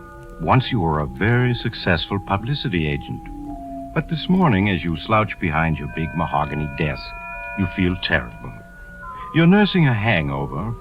You're worrying about the IOUs you've been passing out the last few months to certain rather tough individuals who run gambling houses. You're slipping fast. Your bankroll is gone. Your girl, Julie, who's just as hard and beautiful as the diamond she loves to wear, is looking for greener pastures. And you're on the skids. Unless you come up with a smart idea. You stare at your appointment pad with bleary eyes. The first name on it is Harold Farrington. Harold Farrington, the matinee idol of 20 years back. Now he's a has-been ham. You almost tell your assistant to send him away, but you change your mind and have him sent in. Andy, old boy, you're looking splendid. I just got back from Florida. Thought I'd drop in and say hello. Sit down, Harold, and cut out the hot air. You haven't the price of a trip to South Jersey, much less Florida, and I know it. Always bluff and direct, Andy. That's what I like about you. Yes, it's embarrassing to admit it, but I am financially substandard at the moment. If it's a touch, Harold, the answer is no. I wouldn't dream of asking you for a loan, Andy. I want to retain you, to enlist your services to put me once again on the front pages. Remember 6 months ago, you dreamed up that idea of a national theater that I hoped to found? That got me nice headlines, Andy. Yes, but you didn't get a job out of it. I'm going to be frank with you, Harold. Of course, old man, of course. The only way you'll ever work on Broadway again is to get a job in the street cleaning department. Andy. But I know you're only joking. Just remind the public of me and the women will clamor to see me again. I've always had success with the women, you know. The answer is no. I like to get paid for my services. But you will, Andy. 6 months ago, for your last campaign, I made you sole beneficiary in my will. You'll collect when I die. Sole beneficiary in your will. What a laugh. I think I fell for your line about having trust funds that would pay off when you died. I checked up later. You don't even own a spare suit of clothes. I admit I exaggerated. I confess it. Oh, that's mighty white of you. However, this might interest you. A letter that was forwarded to me last week. Read what it says. 6 pages in a woman's handwriting, reeking with gardenia perfume. Phooey. It's from a wealthy widow in Boston. 25 years ago, she was an admirer of mine. Her name is Abby Wilson, Mrs. Abby Wilson, and she's worth $500,000. Harold, you bore me. So does Mrs. Abby Wilson. Now get to the point, will you? I am, Andy. She's ill, slowly dying. And having read about my plan to start a theater which I would run in the interests of a free, untrammeled stage, she decided to make the dream possible by leaving me all her money when she dies. Now, don't you see, Andy, that will of mine is now worth something. When Mrs. Abby Wilson dies, I'm a rich man. Pipe dreams, Harold. She's probably a crackpot in an old lady's home. And to show you what I think of your will, in which I'm sole beneficiary, let's see, it ought to be in this drawer here. Yeah, here it is. Now, watch, Harold. There's your precious will where it belongs, in the wastebasket. Now get out of here, you old has-been. I'm busy. Your exasperation finally has gotten the better of you, Andy. You kick Harold Farrington out. Then, feeling worse than ever, you slump in your chair again. You're still slouched there half an hour later when the telephone rings. Hello. Hello, darling. Oh, hello, Julie. My, the Wonder Boy sounds as if he had a hangover this morning. Oh, I'm all right. Just catching a little cold, that's all. Oh, then you'll probably be glad to have me break our date for tonight. Break our date? Yes, I won't be able to make it tonight, Andy. So sorry. Why won't you be able to make it? I've had those tickets for weeks. I'm flying out to the coast at midnight, sweetheart. Bill Wentworth is throwing a really big house party, and then a cruise on his yacht afterward. What? He phoned last night to invite me, and I accepted. Julie, you can't walk out on me like this. Just because Wentworth has money. And you have charm, Andy. But the charm's been wearing a little thin lately. And so has your bankroll. So goodbye, darling. See you around. Julie, wait. The hard-boiled little gold diggers. I'll get another bankroll somehow, and she'll come running back. I know Julie. For For a moment, Andy, you daydream about being rich again. But you're rudely interrupted by the sound of an argument outside and your office door opens. Hello, Marlowe. Your office boy didn't want to let me in, but I persuaded him I had business with you. Oh, hello, Rocky. I'm glad you dropped in. Yeah. I've been planning to get in touch with you. I've got a big deal in the fire. Huh? Yeah, gonna get a big fee out of it. Well, I hope you do, Andy, for your sake. So, Rocky, I just wanted to ask you if you could just wait a few days on those IOUs.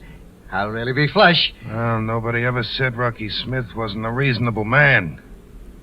What's your idea of a few days? Well, naturally, I don't get my fee until my client begins to see himself in the headlines, so... Well, how about 60 days, Rocky? Huh. Because I never got past the 8th grade, Marlowe. But 60 seems to me considerably more than a few. I'll let you have 3 days. And that's all. When he's gone, you hastily pour yourself a drink, Andy. Just then your telephone rings. You let it ring. What can it be but more bad news? Finally, the ringing gets on your nerves. You answer it. Hello? Hello, is this Mr. Andrew Marlowe? Yes, this is Marlowe speaking. Well, my name is Phelps, Mr. Marlowe. I'm calling from Boston. Yes, Mr. Phelps. Well, Mr. Marlowe, I'm very anxious to contact Mr. Harold Farrington. I believe he's a client of yours. Well, you could call it that. Yeah, he was here. Left about half an hour ago. Oh, well, can you possibly locate him for me, Mr. Marlowe? It's rather important. You see, I represent the estate of the late Mrs. Abby Wilson. I'm anxious... Wait a minute. Did you say the estate of the late Mrs. Abby Wilson? Well, yes, Mr. Marlowe. Mrs. Wilson died day before yesterday. And it appears that her new will leaves everything she owns to Mr. Farrington. I believe she was once an admirer of his. Oh, yes. I know all about that, Mr. Phelps. I'll tell you, I'll locate Harold for you. You just leave it to me. Well, I'd certainly appreciate it, Mr. Marlowe. I'd like him here for the probating of the will. Of course, as soon as the news gets out... He goes on talking, but you're not listening, Andy. Your mind is working like lightning now. So that crazy story of Harold's about a rich widow leaving him everything was true. Like a fool, you tore up Harold's will, making you his heir. There must be some way to save the situation. Then it comes to you. The whole plan in one brilliant inspiration. You interrupt the lawyer. Oh, Mr. Phelps, excuse me, please, but... Yes, Mr. Marlowe? If you let me handle all the publicity, I can keep it dignified and still make it a valuable asset to Mr. Farrington's plan. Well, yes, I can understand that. Now, if you'll see to it that nobody else hears about this until you and me and Mr. Farrington can get together... Why, I think that can be managed, Mr. Marlowe. Good. Then I'm going to hang up now and find Farrington. And when I do, I'll phone you. So, goodbye for now, Mr. Phelps. You hang up and snatch that torn-up will from the wastebasket. Carefully, you paste the torn will together with Scotch tape. Then you set out to find Harold Farrington. You try his rooming house first. No, Mr. Farrington ain't in. I don't know where he is, and I don't care. Unless he comes back with the $35,000 rent he owes me. You might try Tim O'Sullivan's saloon round the corner. That's where he usually hangs out. You hurry to the corner saloon, but the actor's not there. Desperately perspiring in your anxiety, you try all the other local saloons. At last you find him. In a corner table in the cheapest bar of them all. You can see he's almost pie-eyed. Well, this is my good old friend Andy. Have a drink. It's not good liquor, but it's cheap. That's his great recommendation. It's cheap. Oh, yes, I'm sorry, Harold. I can't drink now. I've hunted you up to apologize. I was only joking this morning. I am going to put on a campaign for you. I'm going to get your name in all the papers. Well, that's mighty fine, Andy. Calls for a celebration. Waiter, 2 more. You sit down, Andy, controlling your impatience. You bring out the damaged will and get Harold to initial each torn section. Then you tell him about your publicity scheme for him. He's to disappear, you explain, after threatening to kill himself. Threatened to kill myself, man. To die, to sleep, perchance to dream. Aye, and there's the rub. For in that sleep of death, what dreams may come when we have shuffled off this mortal coil must give us pause. Shakespeare, Andy. All right, sounds like a good scheme. I'll cooperate. Your plan is working, Andy. Working beautifully. You get Harold Farrington into the phone booth. You phone Ross of the Daily Ledger, and Farrington talks to him. Hello, Ross. This is Harold Farrington. Just wanted to tell you I'm going to play a big role soon in The Tragedy of Man. I'm going to play the corpse. What am I talking about? I'm just trying to tell you, old boy, the time has come to ring down the curtain. Going to end the little drama of Harold Farrington. Hello. Andy, how do you like that? He said I was drunk, and he hung up. Yes, your scheme is working beautifully. You have Harold Farrington phone all the critics and tell them he's going to kill himself. But then Farrington collapses. Desperately, you realize you have to have help. You telephone Julie. You persuade her to bring her car and meet you. You show her the will. Tell her about Mrs. Abby Wilson. Surely, Julie, you understand.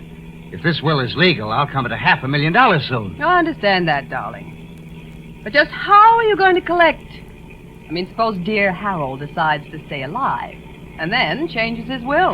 He won't. I mean, how long can he live drinking as he does? He's on his last legs. You mean you'll keep him supplied with free liquor until he obligingly drinks himself to death, Andy, dear? Yes, something like that. I haven't time to tell you the details now, but somebody has to get Harold to my cabin up in the woods and keep him hidden there. That's your job, Julie. Get him there, keep him there, and don't let anybody know he is there. Darling, for both our sakes, say you'll do it. Well, it means missing Bill Wentworth's party, but all right, I'll do it. Only, Andy, darling, this scheme of yours had better pay off. So that's taken care of. Julie starts off for your secluded cabin in the mountains with Harold Farrington. You promise to join her the following night. The next morning, you get busy on the phone, ostensibly trying to trace Farrington. Among others, you call your old friend, the theatrical critic, Paul Milton. Yes, Paul, I am worried about Harold Farrington. It's no gag. I know he called you yesterday and threatened to commit suicide, and I think he meant it. I'm really worried about him. Okay, I'll keep looking. See you soon, Paul. We'll have a drink together. Paul Milton's skepticism is typical, and it's just what you want. Last of all, you call another old friend, Captain Harry Banning, in the Bureau of Missing Persons. Oh, now, Harry, I'm not trying to drum up a story. Farrington really is missing. I want you to put out a missing persons notice on... Well, if that's the way you feel about it, I'll have to find him without any help from the police. You hang up, and you're pleased, Andy. Very pleased.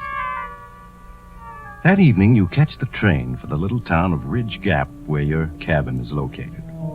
At the Ridge Gap station, you slip away into the darkness without being noticed. It's bitterly cold, but you walk the 2 miles to your cabin. There you find Julie and Harold Farrington having a drink in the living room. After the necessary greetings, you waste no time in getting down to business. Well, kids, we're rolling. The editors are beginning to believe in your suicide, Harold. Andy, I'm not so sure that the suicide is a good publicity angle. The more I think about it... Of course it's a good angle. Isn't it, Julie? Why, of course it is, Harold. Why, it'll get the critics to writing long, appreciative articles about you. The kinds of thing the producers all notice. Well, maybe, but I still think... Harold, you hired me to do the thinking. Now, listen. You write me a long letter of farewell. Understand? A letter of farewell. Well, I could do that with the quotations from my great plays, Macbeth, Hamlet. That's it, Harold? Yes. I'll take the letter back to New York with me. I'll call all the critics. I'll get a couple of them to rush up here with me. Now, just before we get here, you take 1 sleeping tablet. Then pretend to be unable to wake until we've worked over you for at least half an hour. You got it? Yes, of course, I could do that. Yeah, look, absolutely on the level. Tomorrow evening, your name will be headlines from coast to coast. Well, if you're sure, Andy. I'm positive. Now, sit down at my desk and start writing that suicide note. And be sure to apologize to me for using my cabin. You understand, Harold? You leave Harold Farrington busy writing the suicide letter. You take Julie into the next room to tell her the rest of your plan. And as soon as he finishes that letter, Harold's going to die. You understand that, don't you, Julie? Die? Andy, you didn't say anything about that when you sent me up here with him. I'm not going to have anything to do with murder. Harold will drink himself to death in another 6 months. What difference does it make if he goes now? It means $500,000 to us, me and you. It's perfectly safe. By now, half New York knows Harold was threatening to kill himself. You go on married talking, you, persuading you'll her. be rich. And when you All want to putting be, up a you little can act be for only a few very, days. very Maybe persuasive. a few hours. At last, Julie gives in to your scheme. All right, Andy, I'll do it. But let's get it over with quickly. You go back into the living room. Harold has finished writing his farewell to you and the world, and he's reading it aloud with great self-appreciation. Out, brief candle. Life's but a walking shadow, a poor player that struts and frets his hour upon the stage, and then is heard no more. Oh, there you are, Andy. Listen, I think this is rather good. He begins at the beginning and reads the whole letter to you.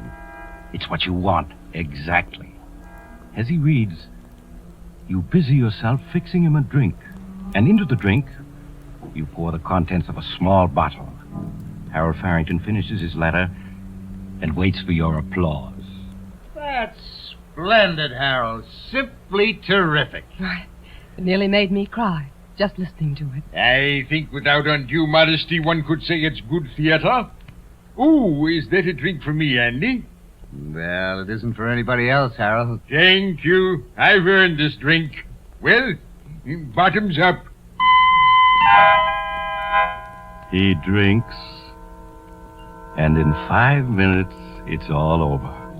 For one last instant, he stares at you accusingly, then his eyes close, and he falls forward on the desk. He's dead. Perfect, Julie. Couldn't have worked out better. Well, now what, Andy?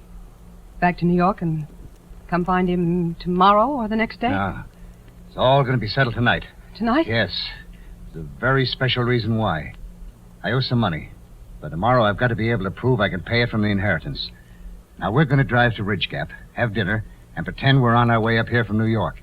Then we arrive here, find Harold dead, and phone the sheriff. That's all there is to it. Andy, now wait a minute. What is it?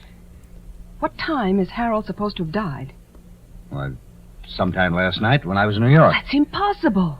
His body, it'll still be warm when the sheriff gets here. The sheriff will know that Harold must have died this evening. Yeah, that's right. I forgot that. I can't wait till tomorrow. Just can't. I got it. What? It's cold out. Only about 15 above zero. Yeah. We put Harold out on the terrace, chair and all, for half an hour. And then he'll be cold, plenty cold. It'll seem as if he died hours ago. Swiftly, you and Julie lift the chair in which Harold Farrington sits. You carry it out on the terrace in the bitterly cold wind. There you leave Harold to cool a bit. Back in the house, you set everything straight, remove all evidence of Julie's having been there. You wait half an hour, 45 minutes. Then you carry Harold back in, chair and all, and pose him properly in front of the desk where his touching suicide note waits. The picture is perfect. Cold enough now. Feel his forehead. He's like ice. Yeah. That's because he died last night, my dear. Now let's go. We'll have dinner at the village, make sure we're seen, then come up here and discover Harold. Your program goes off without a hitch, Andy. In the village of Ridge Gap, you make sure witnesses see you eating. You tell the waitress you're just on your way to the cabin. Then you drive up and find poor Harold's body. In half an hour, the sheriff is there with the coroner. The sheriff looks around, listens to your story, reads the letter Harold so obligingly wrote, and nods. Yep. Certainly is plain enough story, Mr. Marlowe. Poor fella, down on his luck, decided to end it all. You say you gave him a key to this cabin 6 months ago? Yes, that's right, Sheriff. 6 months ago, I did a publicity campaign for him, and he used to come up here to work out our plans. I gave him a key then, and he kept it. And poor Harold crept here to die in hiding. That's how it goes. Well, I guess there's no use our hanging around any longer. Poor fella's stone cold. Means he died last night or this morning, I guess. Well, Doc, let's phone Williams the undertaker and get this over with. I guess we better wait a mite before we call the undertaker, Sheriff. Wait? What for? There's something a bit peculiar here. Peculiar? Well, what do you mean, Doc? Let's feel this fellow's forehead. Mighty cold, isn't it? That's right. Cold as ice. Shows he's been dead quite some time. Yes, everybody knows that. It's in every detective story. His forehead was as cold as ice. Wish I had $1 for each time I've read that. Yes, but I'm afraid you don't get my point. You see, a dead body can only cool off to the temperature of the room it's in. Oh, well, what are you getting at? Just this. I took the temperature of this suicide.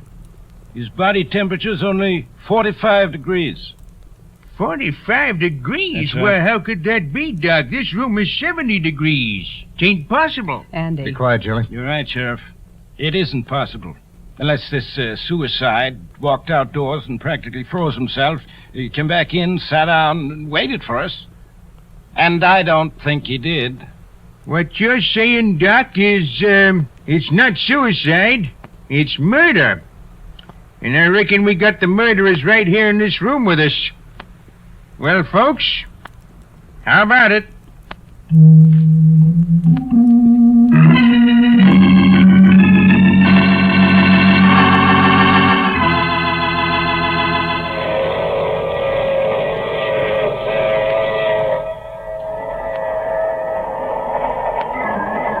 This is the mysterious traveler again. Dear me, it's a cold wind that blows nobody good, isn't it? Yes, Andy and Julie were persuaded to confess. It wasn't hard to get a confession, since each rushed in to blame the other. Such a clever scheme, too. Not a flaw in it. If only Andy hadn't been in such a hurry to cool the corpse off. But the moral is, never rush a corpse. Let it take its own time, even if it kills you. Oh, that reminds me of next week's story, The Hot Seat. It's about a dim-witted fellow with but one thing in mind, revenge.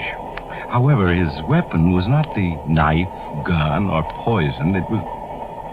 Oh, you have to get off here. I'm sorry. But I'm sure we'll meet again. I take this same train every week at this same time.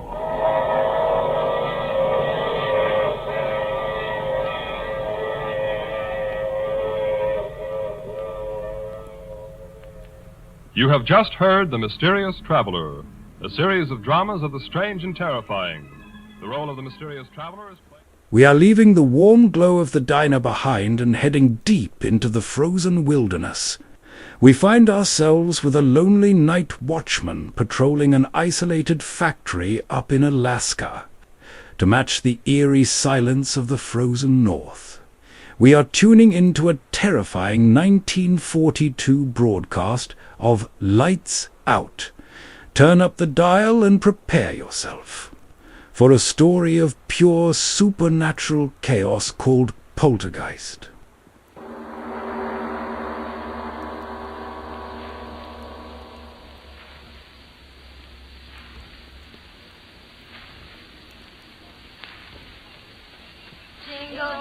Jingle bells, jingle all the way.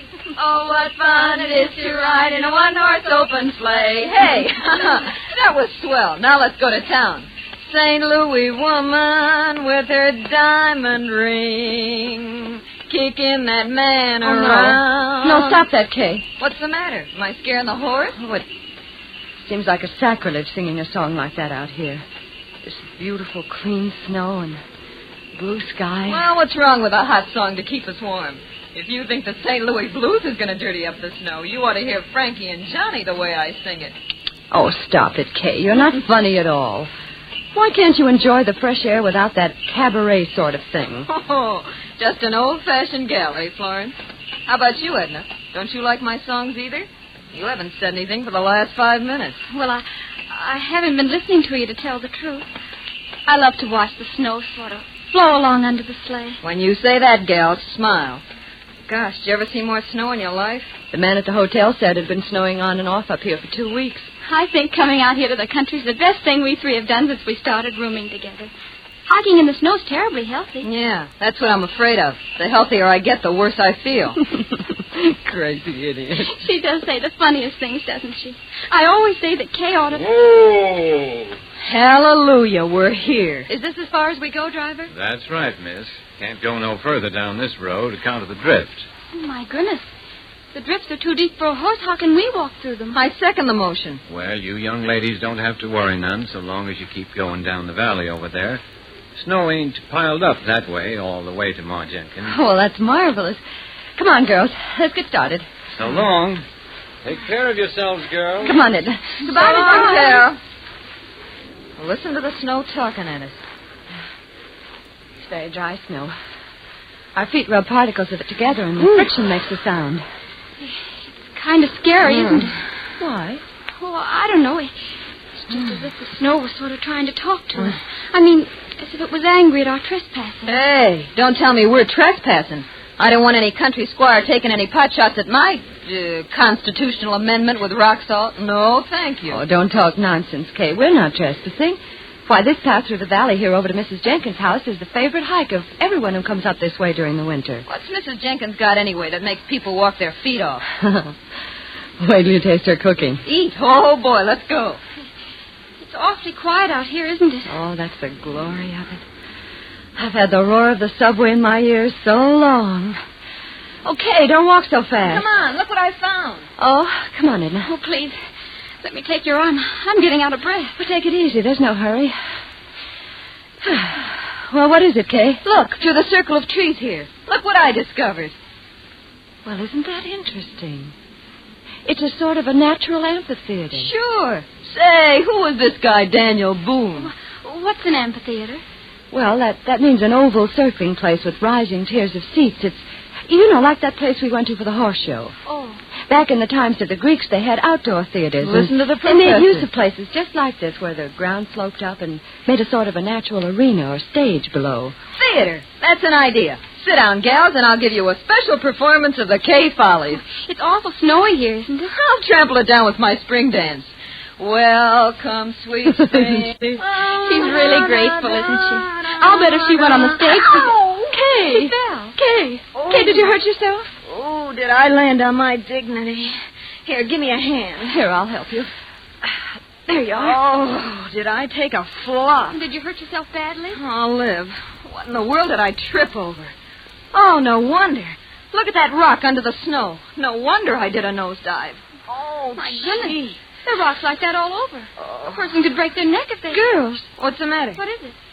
Kay, the rock you tripped over. It's not a rock. What are you talking about? Of course it's a rock. Well, yes, but it's something more than that. It's a tombstone. Oh, tombstone? Oh, no, it can't be. Look for yourself. It says, "Here lies buried the remains of one who, restless in life..." Stop. Don't read any more. Stop. And all these other stones laying flat on the ground. They're tombstones, too? Yes. Whew, what a place to pick to dance.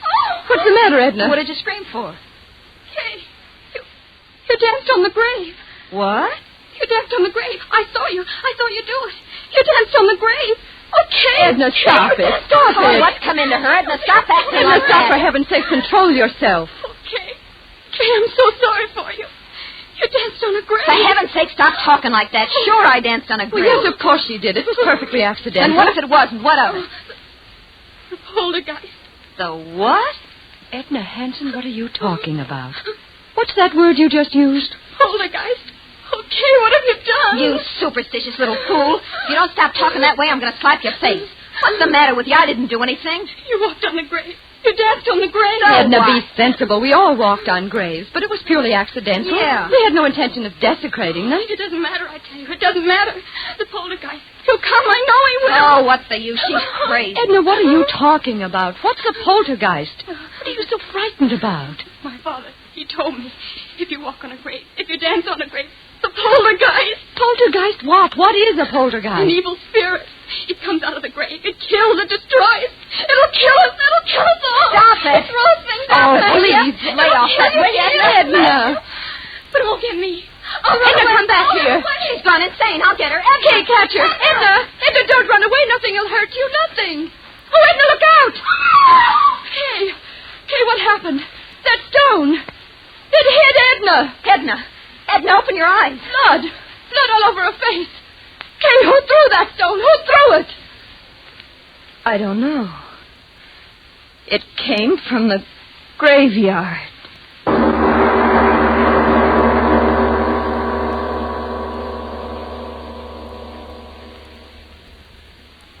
Ladies and gentlemen, a deep breath. We all need one before we go on with the story of Kay, Florence, and Edna.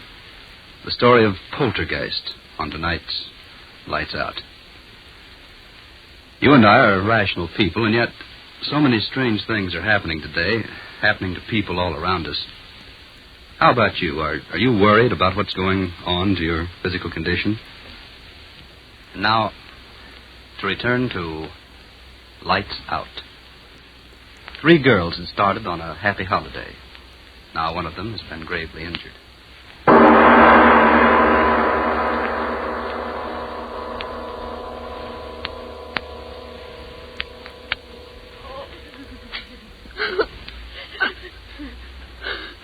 Now, girls, take it easy. Take it easy. Oh, Doctor, she won't die. Tell me she won't die. Oh, no, of course not. And you're sure that its skull isn't fractured? Oh, absolutely not. Maybe a little concussion, that's all. Well, it's almost 5. Our train. Can we get someone to help us carry her down to the station so we can get her on board? Bored? I'm telling you, that little friend of yours shouldn't be moved out of bed for a week. If you do, well, it might be just too bad. Oh, Flo, what'll we do? You go home, Kay. I'll stay with her. Oh, no, you won't. I'm not leaving you here alone in this godforsaken place. If you stay, I stay too. Kay, please be sensible. Why should we all lose our jobs when you If can you'll go... excuse me, you ladies, I've got to be on my way. Oh, yes, of course, Doctor. Is there anything more you can do for Edna, Doctor? Any medicine or something? Nope, I've done all I can do. She's sleeping comfortable now. Miss, Yes, Doctor. the constable's sick too, you know, and he's sort of depending on me to keep things straight. Now, just how did you say that little friend of yours got hurt? Well, it was just the way we explained, Doctor. That rock came flying and... Yes, I know, but who threw the rock? We don't know. What? That's true, Doctor. We don't know. But somebody threw it. You can't change facts. Somebody threw the rock that cracked her head. For heaven's sakes, old man, you don't think we did it? No, miss, I Don't get didn't. excited. Doctor, you've got to believe us. It happened just the way we said. All at once, that rock came flying through the air from the direction of the graveyard. It struck Edna, and we just didn't see who threw it. All right, if that's your story. Well, you better stay in your rooms here. I mean, you better not be leaving until the constable's on his feet and has a chance to talk with you. I'll be back in a few hours and see how the girl is. He doesn't believe us. What difference does it make? We know what we saw. But what did we see? She was running. She fell. Kay, well, let's not fool ourselves. There was no one there to throw that rock. There must have been. But there wasn't. Stop saying that! Aren't you brave enough to face facts? There wasn't any place for anyone to hide. I saw that stone.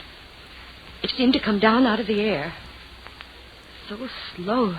Florence, if you don't stop talking like that... You remember what Edna said? It throws things. Stop looking at me like that. You're giving me the jitters. She said the poltergeist throws things. Spirit of evil. Florence, Rob, have you gone crazy, too? Why should we laugh at things like that? What right have we got to laugh? How do we know there aren't powers we can't see or understand? Powers of evil that revenge an insult just like an evil man. Kay, how do we know? What are you talking like that for? What are you trying to scare me for? You're supposed to be the most intelligent one of us all. You with your college degrees. Sure, I danced on the grave. But the dead are dead and they can't revenge a thing. I'm not afraid. I'm not afraid of anything. I tell you... What? It's Edna. Come on. Edna, we're coming to you. Do Don't be afraid. We're coming. Open the door, Florence. It's not locked. Duck, it won't Here, hit. let me. Edna, what is it? What? Oh! Edna, what? On your head. Oh. Oh. Oh.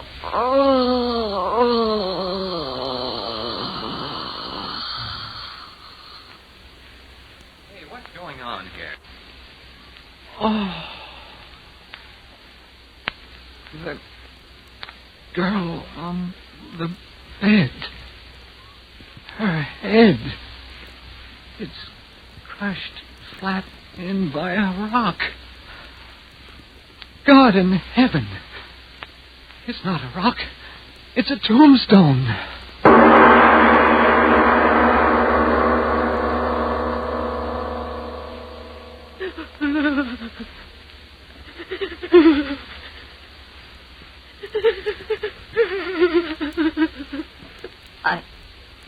I wish I could cry, but I haven't got any more tears. Oh, Edna. Edna. Florence, darling, please. You'll kill yourself if you keep on like that. Oh, if this horrible night would only end. It was my fault. Mine. I was the one who got her out here. She didn't want to go. She hates the country. But I made her come. I made her. No, you're not the one to blame. I am. I danced on the grave. But she was so good.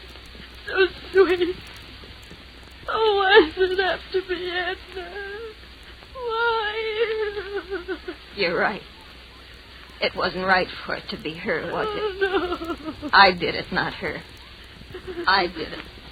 I danced on the grave. I danced on the grave. You can't deny what you see with your own eyes. But I tell you, Doc, nobody could have carried that tombstone up the steps without me seeing him, could they? But there it is, ain't it? Yeah. There it is. Either somebody's playing a terrible joke, or... You don't have to say it, Doc. I know. That's just the trouble. You don't know, and I don't know, and nobody knows. Yeah. And that tombstone. Well, what about the tombstone? I ain't quite sure, but that's a tombstone out of the old burying grounds up at the bend. You're crazy. No, I ain't either. Well, that place is a good 3 miles from here. Yeah. I know. Who could have carted a heavy stone like that for 3 miles? Yeah. Who? Stop looking like that, you flap-eared old fool. Human hands carried that stone in here and killed that girl? Sure. Yeah, the constable will find out who did it the minute he's on his feet again. You wait and see. No, he won't, Doc. You're smarter than me and all that, but this time you're wrong.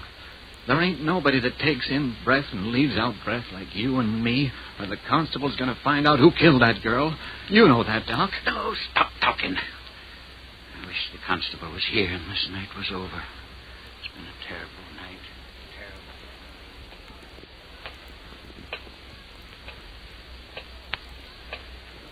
Terrible clock. Ticking. Yeah, I know. I've been sitting here listening to it. I can't stand it anymore. I'll stop it. Why bother with it? Come on to bed, Kay. Please. There's no use sitting there. It won't help her. Yeah. Nothing can help her. But maybe I can help you. Me? It was my fault. Mine. I was the reason it happened. It killed her, and it'll kill you and me, too, unless I stop. No, don't say that. It's true. But why should you be hurt? I'm to blame, not you. Listen, Flo. I'll go out there. There? Out there to the graveyard. What? I'll talk to it. Kay. I'll tell it I didn't mean to do it. No. That I didn't know where I was dancing. Please. Maybe somehow it'll hear, listen to me, and then it won't hurt Oh, you. no, I won't let you go out there. It'll kill But you. Florence- It'll kill you, too. But Florence- No, I'll hold you. You can't go. You can't. All right. Come on to bed, Kay, please. In the morning things will be different. But it won't. Nothing will hurt us. And then they're right outside the door. They won't let anything get at us. Kay, please come to bed. Yeah. We'll pray. Pray? I don't exactly know how. Just say anything. Anything. Like this. Now I lay me down to sleep. I pray the Lord my soul to keep. If I should die before I wake, I pray the Lord my soul to take. Now you. If I should die before I wake, I pray the Lord my soul to take.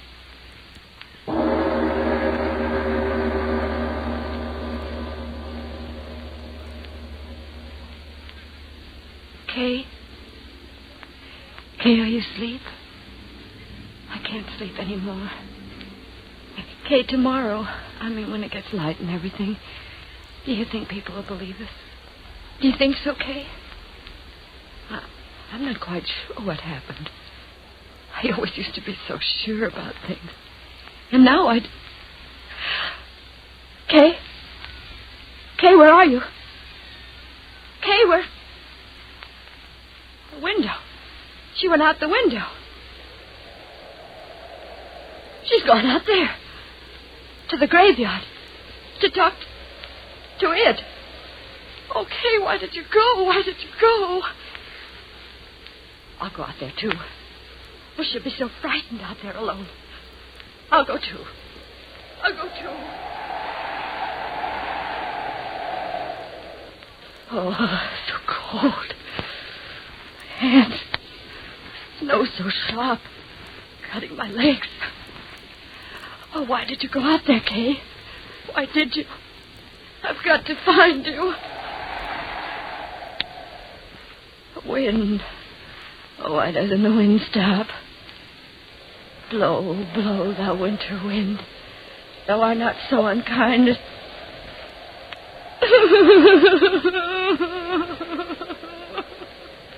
I've got to find you, kid. I've got to find you. It's snowing. I love snow. Edna didn't like snow. Where are you, Kay? Where are you? I've lost my way. I've lost the road. Where are you, Kay? Kay, where are... Oh, Kay. I heard you, Kay. I heard you. I'm coming to you, Kay. We'll talk to it. We'll talk to it together. We'll tell it we didn't mean any harm, won't we, Kay? Won't we? Poor Edna. We can't help her, Kay. We can't help Edna. But I'm coming to help you, Kay. I'm coming. I'm coming. Yes, I hear you. I hear you. I'm coming, darling. I'm coming to help. I'm coming to help you. I'm coming. I'm coming. I hear you. I hear you calling my name. I hear you. Yes.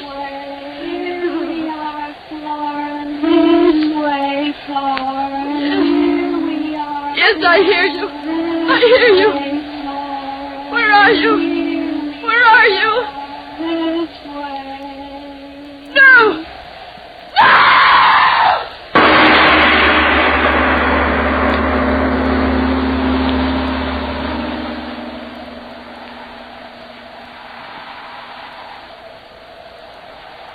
This way, Hooper. They must have come this way. Climbing out the window like that in the middle of the night. They must have gone crazy, the both of them. Well, let's not worry about that now. We've got to find them. Here, give me that lantern. What is it, Doc? What have you found? A shoe. One of the girl's shoes. My gosh, stuck in the snow. We're going the right way. Come on, move fast. We've got to get to them. Doc, look at this. What is it? Over there. Ain't these footprints? Yes. Yes. Yes, that's right. Footprints. Hello! Up ahead! Hello!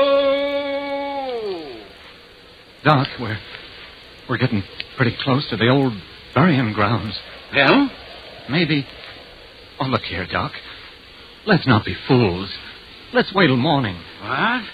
Let those frightened girls freeze to death? Get along. But, Doc, You come with me, or the whole town will know what a yellow-livered no-good you are. All right. All right. You don't have to get so sore, Doc. Hello! Hello? Anybody up there? Hello? Doc! Doc, look! What? There they are. Up ahead. Glory be, they're alive. The both of them. Come on. Doc! Doc! Look at them. That's the burying ground up there. And they're dancing. Dancing on the graves. What? They must be out of their heads. Come on. We've got to stop them. Doc! Doc, wait for me. Oh, Doc, it's dark again. Where are they, Doc? Where are the girls? Have they stopped dancing? Yes. Huh? They've stopped dancing. Did they ever dance? What are you talking about, Doc? We saw them. We saw them dancing in this place with our own eyes. Did we? The moonlight. Here it comes again. See with your eyes again. Oh, no.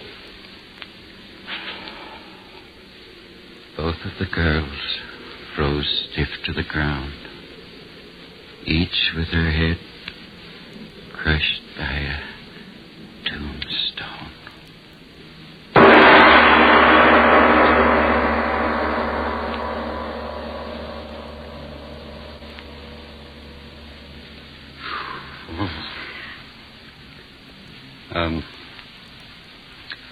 Mr. Obler, would you mind telling me, whether there actually are such things as poltergeists? All I can tell you is this. There are authenticated records in existence that, in the city of London on the 27th day of April, 1872, from 4 in the afternoon on a Thursday until 11:30 at night, a certain room in a certain house was deluged by stones thrown from no apparent source. The London police surrounded the house, but they found no trace of whoever or whatever was throwing those stones with a murderous violence. I see. So much for poltergeist. But what about next week? That's something I'll tell you about in a moment. Good. Meantime, friends, here...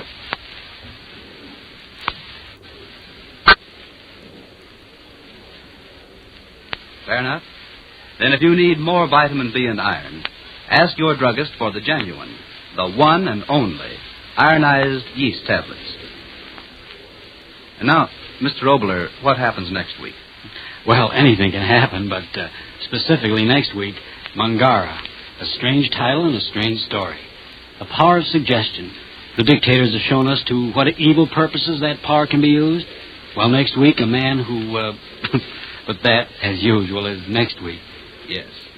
Lights Out, written and directed by Arch Obler, will come to you again next Tuesday at the same... We're leaving that frozen Alaskan wilderness behind, folks, to finally warm up our bones.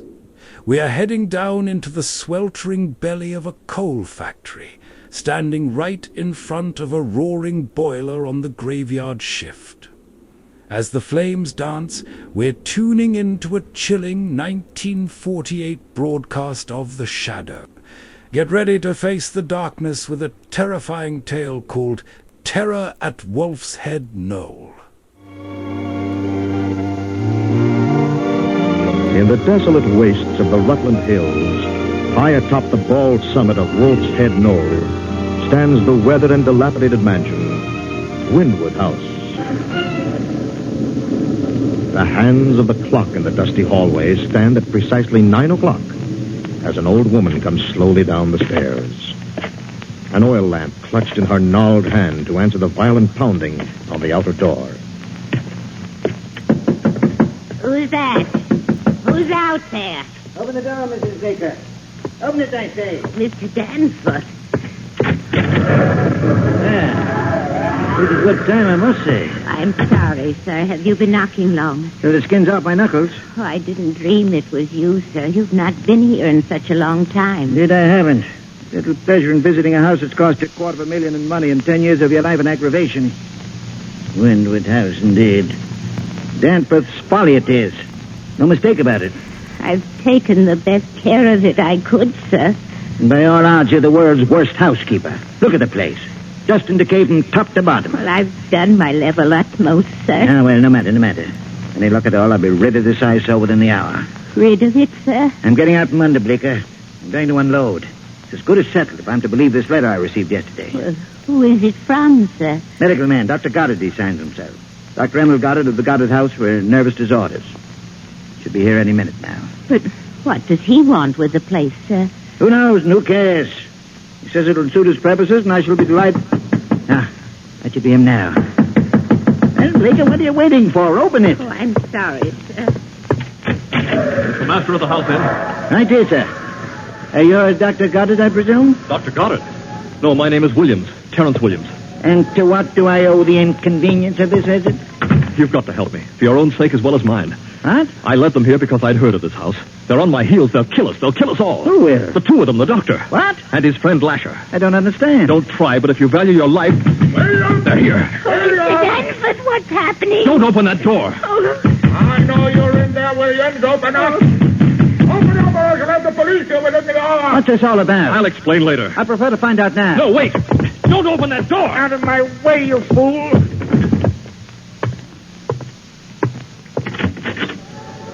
Good evening. Good evening.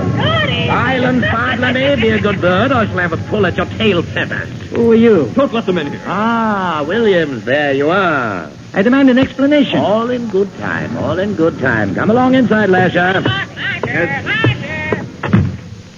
I suppose you know, sir, that you are harboring a fugitive. Don't listen to them. Lasher, I do believe Williams is trying to create a disturbance. A hand over his mouth, you know, might work wonders. Yes, sir. Don't let them in. Excellent. This door off the hall seems to latch from the outside. It might be well to store him in there for the nonce. Yes, sir.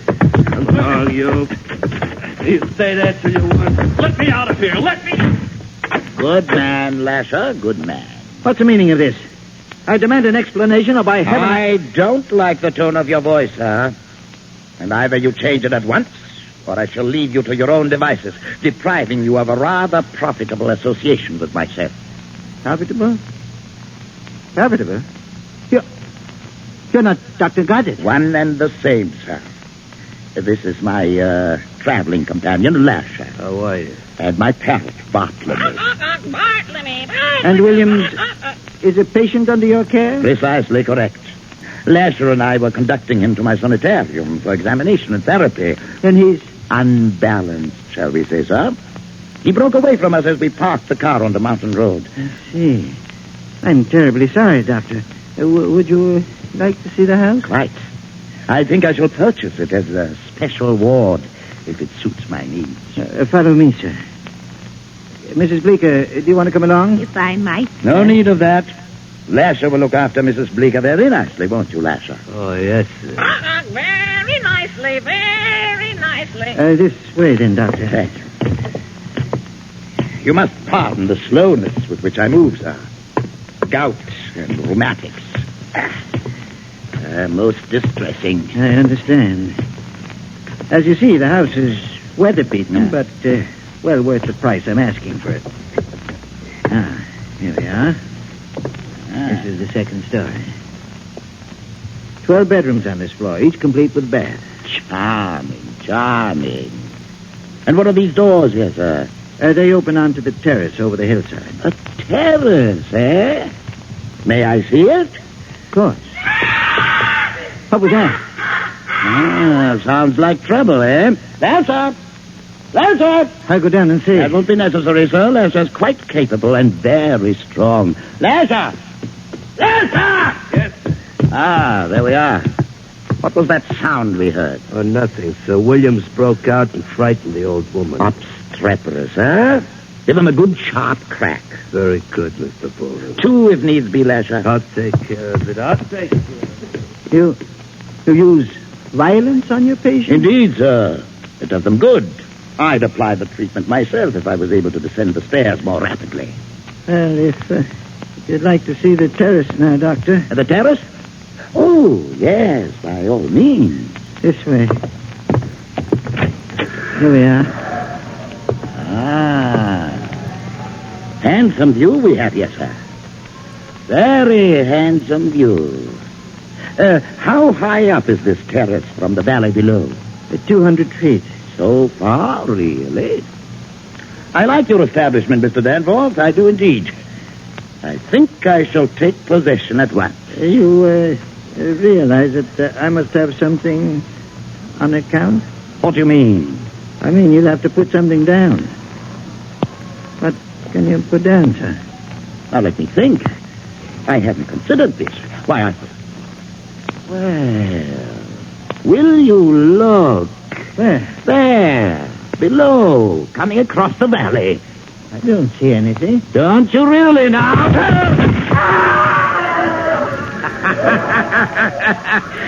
I've put you down, sir.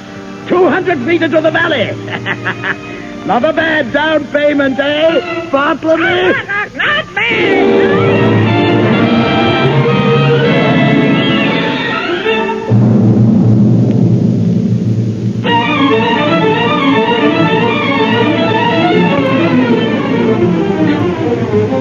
Master of this house for a scant 2 hours leisure, and already I'm quite at home. Well, I always said you was a gentleman boy. Gentlemen born, gentlemen born. Have a biscuit, Bartlemy, dear.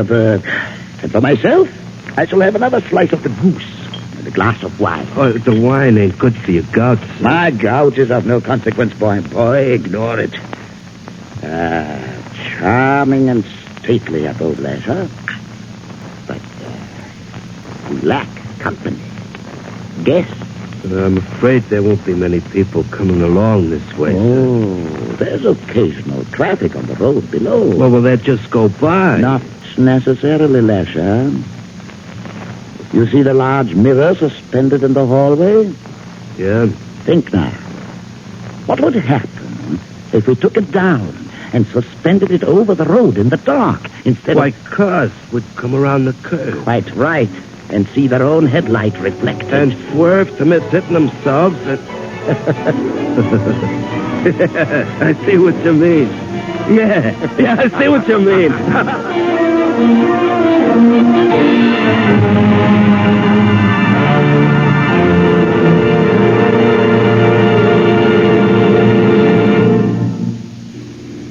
What's the matter, darling? You look worried.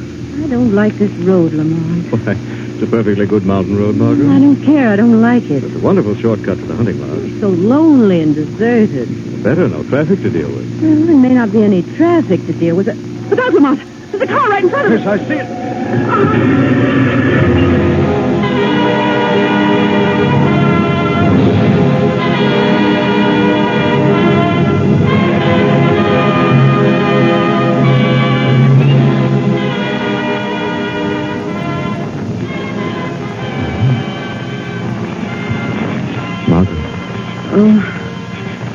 You all right, darling? What happened? You were thrown from the car. You stand up? I don't know. My foot, I can't move it. Let me see. It's caught in the underbrush. Hold still. What are you doing? Cutting loose with a hunting knife. There. Now try and stand up. All right. Ooh, Careful. my ankle is killing. Go behind my arm. Must be sprained or broken. Lamont, what are we going to do? Steady now. We're miles from nowhere, out here all alone. We're not all alone, darling. What do you mean? See those lights through the trees there? Where? Oh, here. Where are they coming from? I did a little scouting around before you came to. There's a mansion. Old mansion right on top of the hill.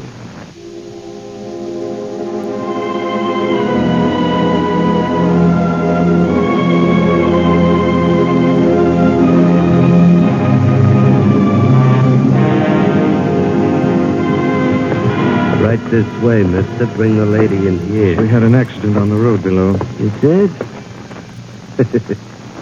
Too bad. Yes. I think your ankle's sprained. Sit down. Thanks, Lamont. Now, we can just phone for a doctor. Well, you won't have to phone for a doctor. We got a doctor right here. Huh? Really? Yeah. Dr. Emil Goddard. Was this his residence? Well, no, it's more like a hospital for nervous patients.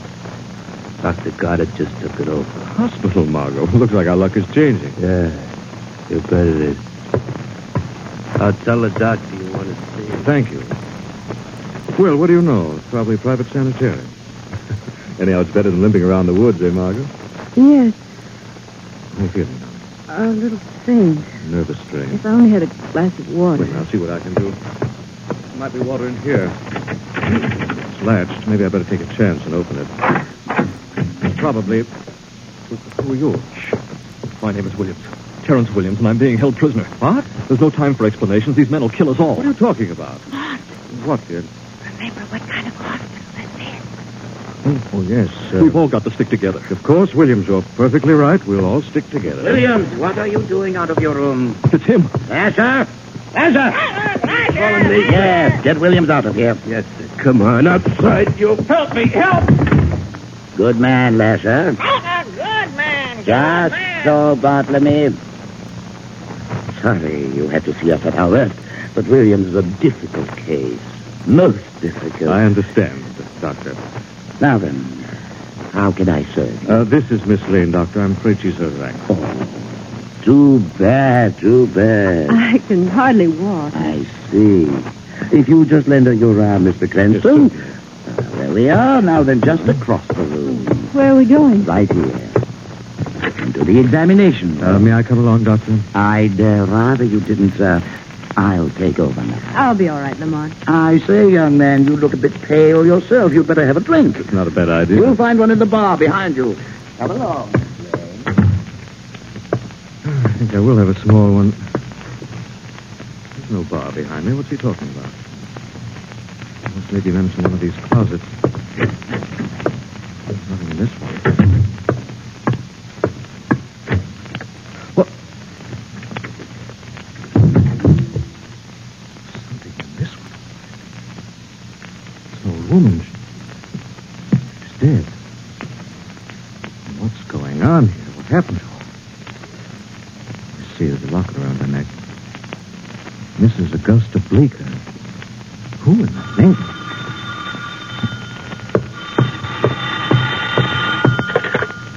Hello? Hello. Is Mr. Danforth in? Danforth? I don't know any Mr. Danforth, but you see... I just want to tell him how sorry I am that I couldn't get over this evening. This is Dr. Goddard. Who? Dr. Emil Goddard. You see, there was an emergency at my sanitarium tonight, and I had to assist. What kind of an emergency? Two rather serious cases ran away from here. What? Yeah. Taking my most effective young intern with them. Poor fellow by the name of Williams. Hello? Margot! Hello? Margot! What is it, young man? I want to see Miss Lane. I'm afraid you can't. I haven't completed my examination. I want to see her, and I want to see her now. Very well, if that's the way you feel about it. I don't advise it, mind you, but if you insist, there's nothing I can do except... Well done, Lasher. Thanks. Good work. Good work. Good work.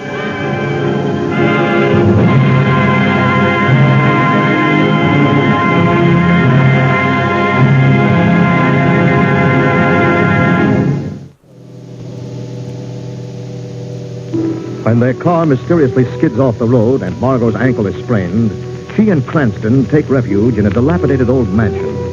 There, a strange doctor claims to be treating Margot's injury, but when Lamont tries to see her, he is struck down from behind by the doctor's friend, Lasher. Now, a few seconds later, in the room with Margot. Doctor, Yes, my dear. what was that noise outside? Nothing, my dear. Nothing at all.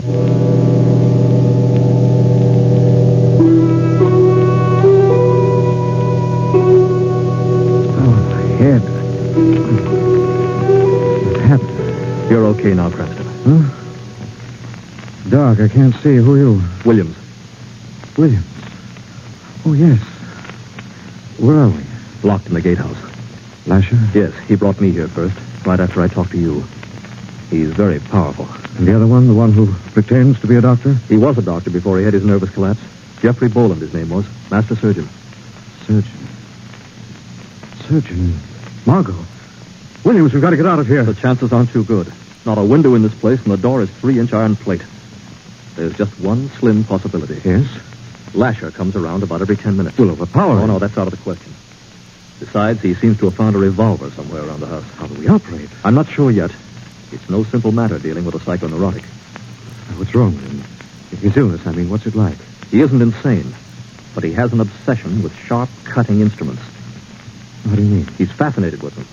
Not uncommon phenomenon in the neurotic structure. I see. Williams. Yes? Would he be fascinated with a hunting knife? He certainly would. Why? Because I've got one. You have? Yes. Give it to me, and I think I can get you out of here. How? When Lasher comes around, I'll try to get his attention with the knife. And once I have, you can sneak out and go to your lady's rescue. Leave you here with a neurotic with a phobia for knives? It's your only chance. My chance, I know, but why should you risk your life like this? For one thing, for the sake of the lady. For the other...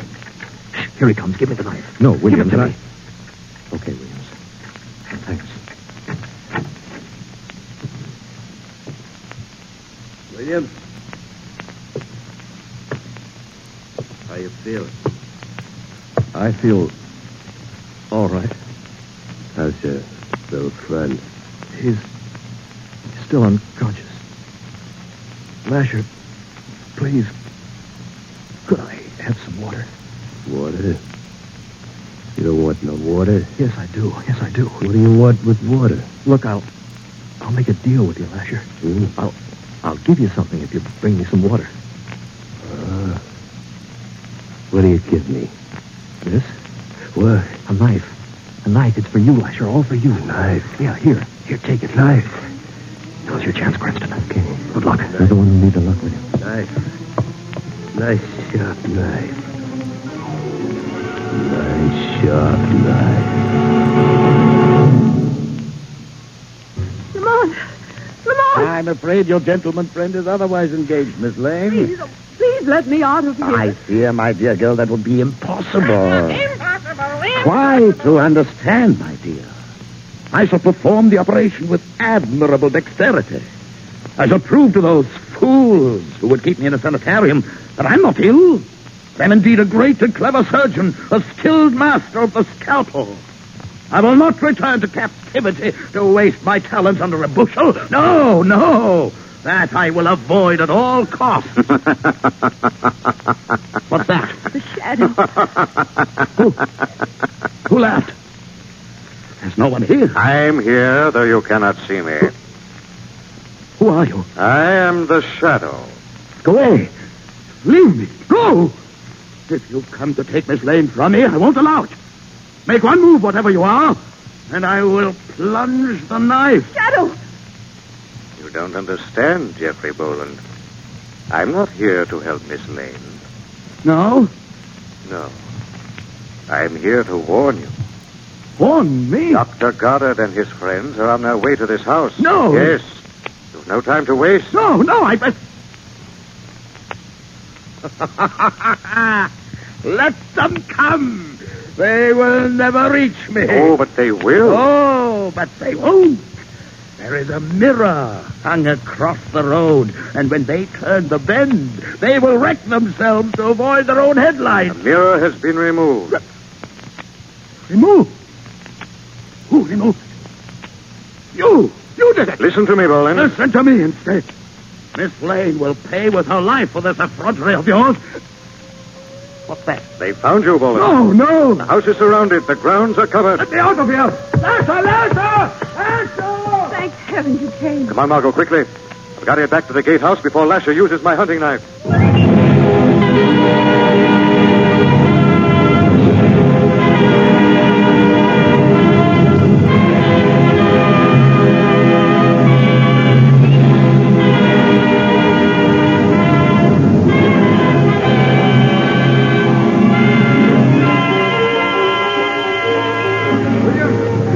Williams, you all right? Yes, they broke in the gatehouse just in time. Lasher? They've got him. Where's Boland? Trapped in the house. Good. We'll proceed with caution. You men, just move in casually and encircle the house. I'll go in and try to lure him into... Stand where you are, gentlemen.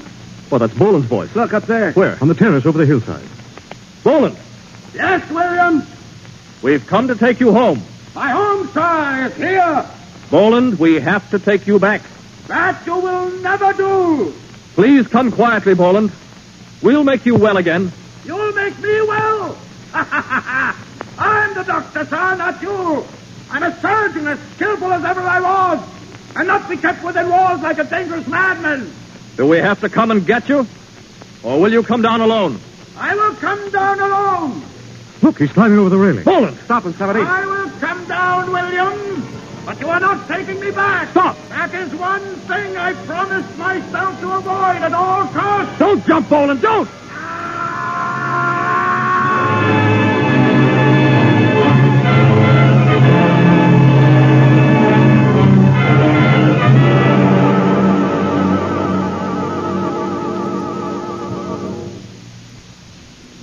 Thanks for getting us a lift home, Williams. Oh, don't mention it, Cranston. We're lucky to be coming home at all. Here's my house.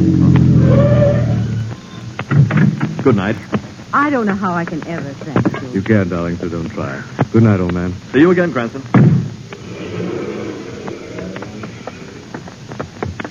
Oh, it's been quite a night. Well, of all things. Jeffrey Boland was evidently quite a doctor in his time. What do you mean?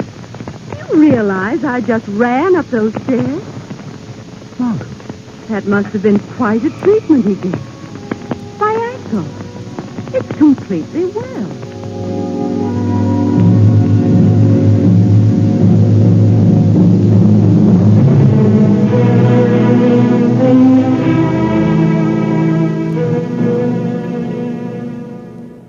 Our last stop before dawn takes us to a warm bakery, where a solitary baker kneads dough in the quiet hours.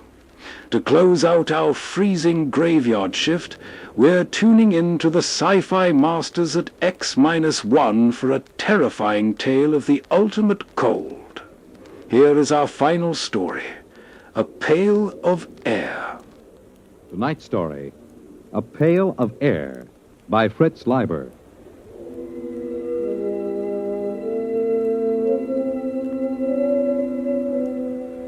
It was pretty quiet in the nest. Pa was just sitting by the fire, staring into it like he does these days. And Ma was asleep. That's why it was so quiet. Ma has some pretty bad times when she just screams and huddles back against the blankets that line the nest. Sis was looking at herself in the mirror that hangs next to the bookshelf. I don't know what she finds to look at so long, but then she's a girl. She just looks at herself.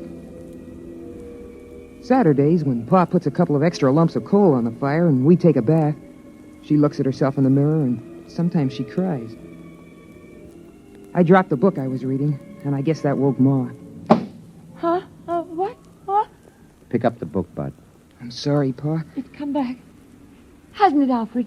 It's come back. It was just Bud. He dropped his book. Oh, but it's come back. Why, it's out there now, isn't it? I feel a lot warmer. Now, Ethel. It's up there in the sky. Just the way it always was. I know. I had a dream, Alfred. I know, dear. Sis, melt your mother a cup of water. I'm combing my hair. Sis. Oh, all right. Got to get up. I know it's there. There'll be crocuses. And the spring bulbs. And daffodils. What are daffodils, Ma? Well, Buddy, they're a flower. And they're very pretty. Yellow on a tall green stalk. Oh, I want to go out. I want to take the children out. All right now, Ethel. Here's some water. Come on, children. We'll all go out and you can play in the sun. Sure, Ma. Here, drink the water, Ma. It's cold, Alfred. You wrap on the pipes and make that super send up some more heat. What's a super, Pa? It doesn't matter, Bud. There aren't any anymore. Oh. Pa, the pail's running low. Bud, you better get into your things and go out and get an extra pail of air. There are a couple of pails behind the first blankets. Go on, get into your things. It isn't back, is it? No, it isn't. There's no sun in the sky. No sun, is there? No, Ma. What was it like? The sun. Sis, don't get your ma upset. The sun was yellow. And so bright you couldn't look at it. Burning hot. So hot. But when you stretched out in it, it made you feel warm all over. Tingly warm. It's been so long since I've been that warm. I was warm last year on my birthday when Pa put all that extra coal on. And then every morning it would come out of the east.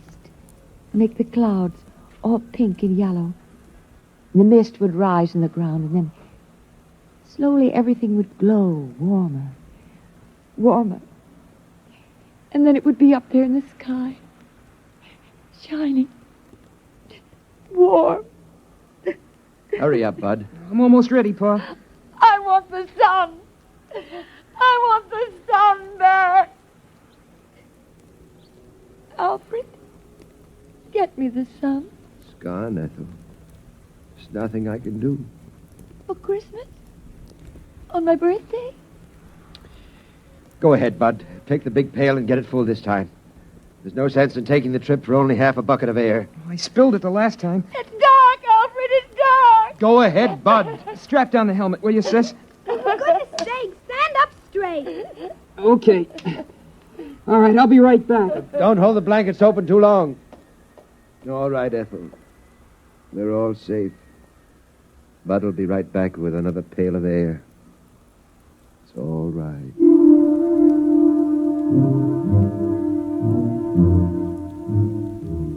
I went through the 30 or so blankets that Pa hung up to slow down the air escaping from the nest. Of course, I knew the way. I've been going out for air since I was a kid. Still, I get a funny, crawly feeling every time I go out of the nest. You gotta go up to the 5th floor, which is just above the blanket of frozen air. You see, when the earth got cold, all the water in the air froze first and made a blanket about 10 feet thick or so. And then down on top of that dropped all the crystals of frozen air, making another blanket 60 or 70 feet thick. I came out of the window we use on the 5th floor and started to scoop up the air into my pail.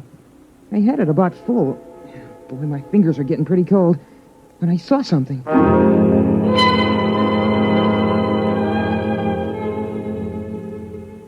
Hey, that's a light. Oh, darn it, I kicked over the bucket. Oh, there can't be a light. Not moving around in a window like that. There can't be. Ma and Pa and Sis are back in the nest. I'm up here, and there can't be anyone else.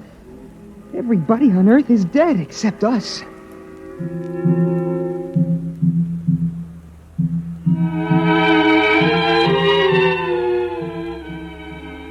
I had an idea how Ma must feel sometimes, the way she sees things. But there it was, moving around in the building across the way. I stood there shaking, and I almost froze my feet. I did frost my helmet so solid on the inside I couldn't see anything. So I hurried up and scooped up another bucket of air and headed back for the nest as fast as I could.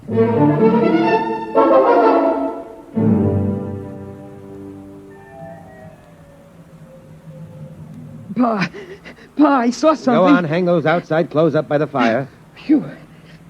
Pa, I saw something, I did. Mother's quiet now.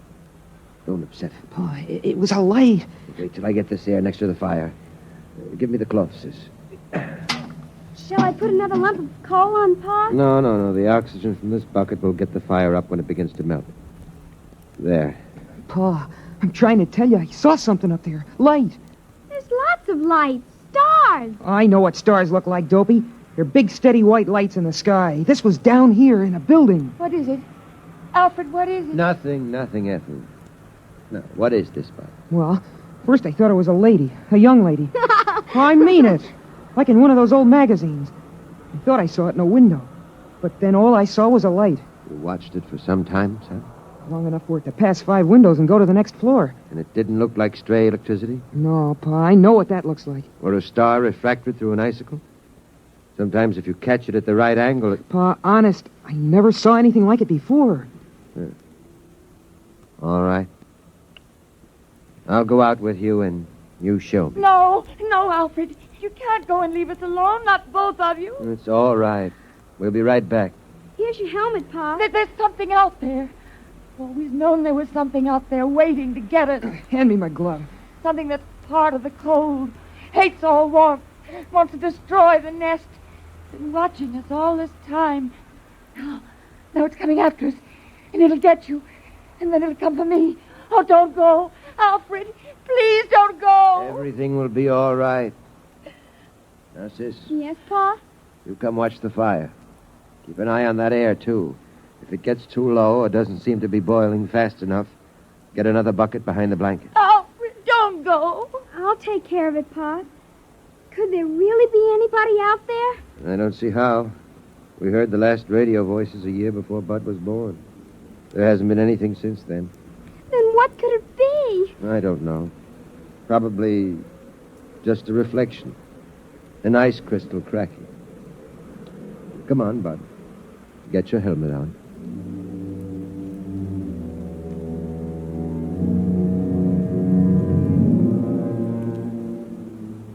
It's funny. When I go out alone, I'm not scared or anything. But when I go out with Pa, I always hang on to his belt like I used to when I was a little kid. Habit, I guess. It's the same no matter what trip we take. On the 5th floor, we stopped to rest just before we went out. We were in the room with the frozen people. The lady sitting looking at the door. The man holding his hands over that funny metal thing Pa calls a radiator. It was like a fire, I guess, but I don't see any place for the cold. We put our helmets together so we could talk. Catch your breath, son. Pa, would it be possible... I mean, for any of the frozen people to come to life? Like the ones down in the basement around the furnace when we go for water? No, they're dead. They were caught too quickly when it happened. Oh, Pa, how do we know we're the only ones? We don't, but... Well, there's a feeling you get. Because it's always night. There used to be some of that feeling every night in the old days. But the sun chased it away every morning. You wouldn't know about that. You weren't born when the dark star pulled us away from the sun. You wouldn't know unless you'd seen the sun. I've seen the sun. It's that big star at the end of the Big Dipper. I've seen it. It isn't the same. Come on. We're wasting time.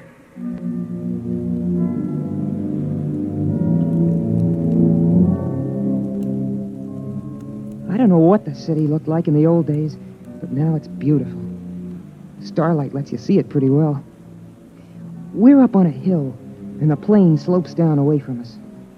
Some taller buildings push up out of the feathery plain, topped by rounded caps of air crystals. Some of them are on a slant because a lot of the buildings are badly twisted by the quakes and everything when a dark star pulled the Earth away from the sun. That's why Pa can't seal up the nest airtight. The building's twisted too bad. Besides, we have to keep the chimney open. We touched our helmets together so we could talk. Is that where you saw it, son? It isn't there anymore. Uh-huh. But it feels different. I mean, as if there's something out here, waiting. Bud, if you see something like that again, don't tell the others. Huh? Why not? Well, your ma's sort of nervous these days, and we owe her all the feeling of safety we can give her. Once, it was when your sister was born, I was ready to give up and die, but your mother kept me trying. Another time, she kept the fire going a whole week all by herself when I was sick. She couldn't do that now. Not the way she is. But you know that game we sometimes play, tossing a ball around? Well, courage is like a ball. A person can hold it only so long, and then he's got to toss it to someone else. When it's tossed your way, you've got to catch it and hold it tight, and hope there'll be someone else to toss it to when you get tired of being brave. Yeah, I guess so. Come on. We'll fill up the pails and get back. But what about whatever it is out here? We'll just have to wait and see. Come on. Before the helmets frost over.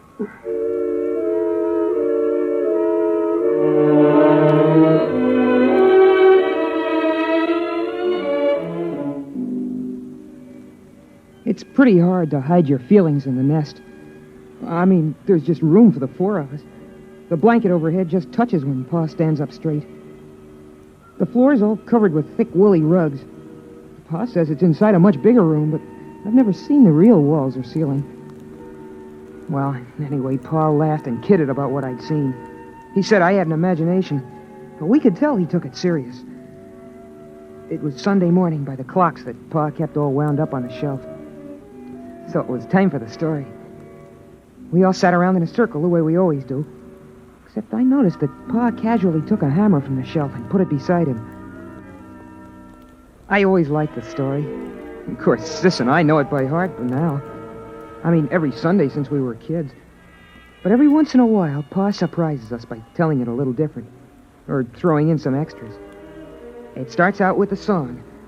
Ma used to sing it, but she forgets the words sometimes. And now Pa sings it mostly. Oh, beautiful for spacious skies, for amber waves of grain, thy purple mountain majesties above the fruited plain. Of course, the words don't mean anything. I mean, the skies are spacious enough, but there aren't any waves of grain, and the plain is all covered with a blanket of frozen air. But it's part of the story ceremony, and Pa likes it. He says it reminds him of the old days. After the song, Pa starts the story. In the days of my youth, the sun hung above, golden and warm, and the earth was fruitful and multiplied, and the fields were green, and the day was glorious, and the wind blew across the hilltops, and air was free and good to breathe.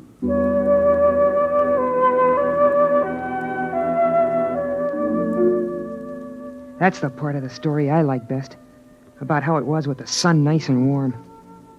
It's hard to believe all those people living without having to worry about cold and air, never waking up sweating and screaming because you dreamed the fire went out. It's impossible to believe, but Pa was a good storyteller, and he made it seem real. And then the dark star came rushing out of space. In the beginning, they tried to keep the news from the people, but when the floods and the earthquakes started, the truth came out. At first, they thought the dark star would hit the sun, and then they were afraid it would strike the earth itself. But it didn't. It only came close.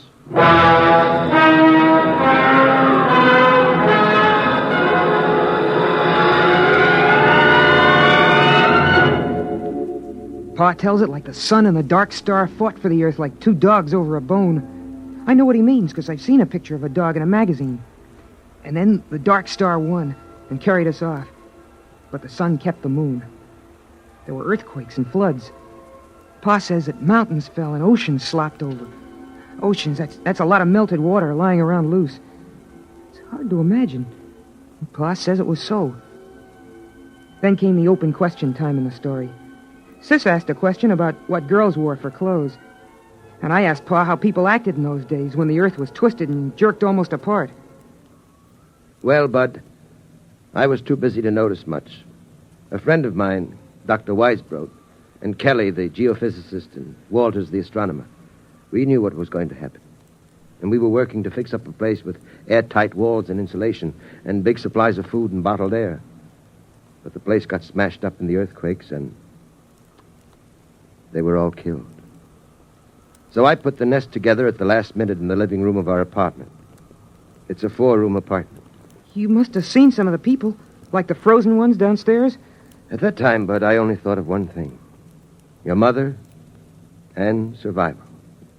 If I had stopped to think, I wouldn't have even tried to make the nest. It would have seemed ridiculous.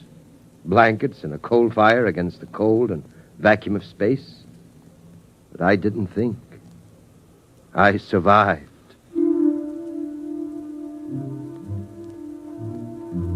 I wasn't listening carefully as Pa went on about the building of the nest. I kept thinking about something else. About that light I'd seen outside. I kept asking myself, what if the frozen people were coming to life? What if they were like the liquid helium that crawls toward heat when it should be frozen solid? What if something were coming from the dark star to get us? Something making the frozen people move, not by themselves. That would fit with what I'd seen. The young lady's face and the moving light. I sat there and shivered, thinking of the frozen people with minds from the dark star creeping, crawling, snuffing their way, following the heat to the nest. And then, over from beyond the blankets, I thought I heard a tiny noise. So I asked myself then, what's the use of going on? Why prolong a doomed existence of hard work and cold and loneliness? The human race is done. The Earth is done. Why not give up, I asked myself. And then I did hear the noise. Louder this time. A kind of shuffling tread coming closer. And then I got the answer. The Earth's always been a lonely place millions of miles from the next planet. And no matter how long the human race might have lived, the end would have come some night. Those things don't matter. What matters is that life is good. There's a lovely texture, like some rich cloth or fur, or the petals of flowers, crocuses, daffodils, or the fire's glow. And that's as true for the last man as the first. Still, those steps kept shuffling closer. Pa was talking, and Ma was dreaming with her eyes closed, and Sis was looking at herself sideways in the mirror. And I was the only one who heard the noise. A noise outside. So right then and there, I told myself that I was going on as if we had all eternity ahead of us. I'd have children, and I'd teach them all I could. I'd get them to read books, try to enlarge and seal the nest. I'd try to keep everything beautiful and alive. I'd keep alive my feeling of wonder, even at the cold and the dark and the distant stars. Pa, I hear... I know. What is it, Alfred? What is it? What's going on? You've got to tell me. Pa, I'm scared. Quiet. But you heard it? Uh-huh. Kind of shuffling, coming toward the nest. Sis, take care of your mother. It's all right, Ma. Lie down. Come on. I'll take the hammer. You take the hatchet. What is it, Pa? What is it? I don't know. Listen. It's closer. Mush. Pa, the blanket is moving. Ready with your axe. Hello? Who's there? Is there somebody in there? Come in. It's all right. They're alive. Alive. Who are you? Alfred.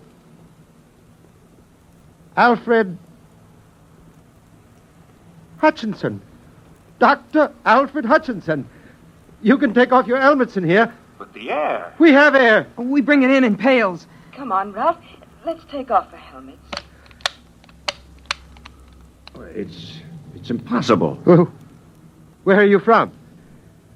We thought we were the only ones. Los Alamos. The nuclear laboratory. Yes, that's right. We get our power from the reactor, using the stockpile of bombs for fuel. Then there are others. There are other men. There are other men. Pa, is it all right? Should I put the axe down? Yes, it's all right. You can put it down. You mean you come from another nest? It's a little bigger than this. We've got a small airtight city with airlocks. We generate our electricity, food from hydroponics. I can't believe it. I can't. I can't believe this. It's impossible. You can't maintain an air supply without hermetic sealing. It's impossible. Oh, no, it's simple. As long as you keep the fire going to melt the air, and enough air boiling to keep the fire burning. How did you come here? Why? Well, we keep scouting around for survivors. There are a number of colonies, Brookhaven, Oak Ridge, and Harwell in England, and the Argonne Laboratory in France. We didn't expect to find anything in this city, though. But our detectors picked up a heat trace, so we tracked it down. Alfred, you're forgetting your manners. We have company. Of course. Sis, throw a handful of coal on the fire. Pa, a whole handful? Doesn't matter now. And Bud, bring out another pail of air. Oh, it's incredible. And you have laboratories and transport? We only have a two-seater Scout, but if we rip out the bulkhead to the storage compartment, we can make it all right. We can have you back at Los Alamos in 4 hours. What's the matter? I guess we really hadn't thought about it that way. But, I wouldn't know how to act there. And besides, I haven't any clothes.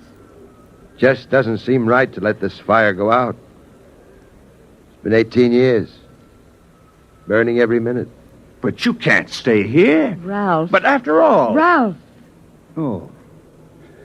Look, Dr. Hutchinson, we'll go out to the ship and bring back a small power heater. I know this is very sudden and upsetting to you. You need a chance to adjust. We'll be back in a few minutes. It's incredible. Buckets. Well, They didn't think the nest smelled so good. I could tell. She had a wave in her hair. Did you see that? And lipstick. I suppose we have to decide what to do. Pa, at Los Alamos and those other places, there'll be lots of people, won't there? Yes, I mean, not just your father or a brother. that's right. Boys? I suppose so. But somehow I feel a little empty. Alfred, it's different now that we know others are alive. You don't have to feel the responsibility for keeping the human race going. Pa, I'd like to see those rockets and laboratories. Wouldn't you, Pa? I suppose so. It won't be easy leaving the nest. I mean, it's just right, and there's only 4 of us. It's kind of a scary idea. Big place with a lot of strangers. You'll get over that feeling, son. The trouble with the world was that it kept getting smaller and smaller till it ended with just the nest. Now it'll be good to have a real, huge world again. The way it was in the beginning.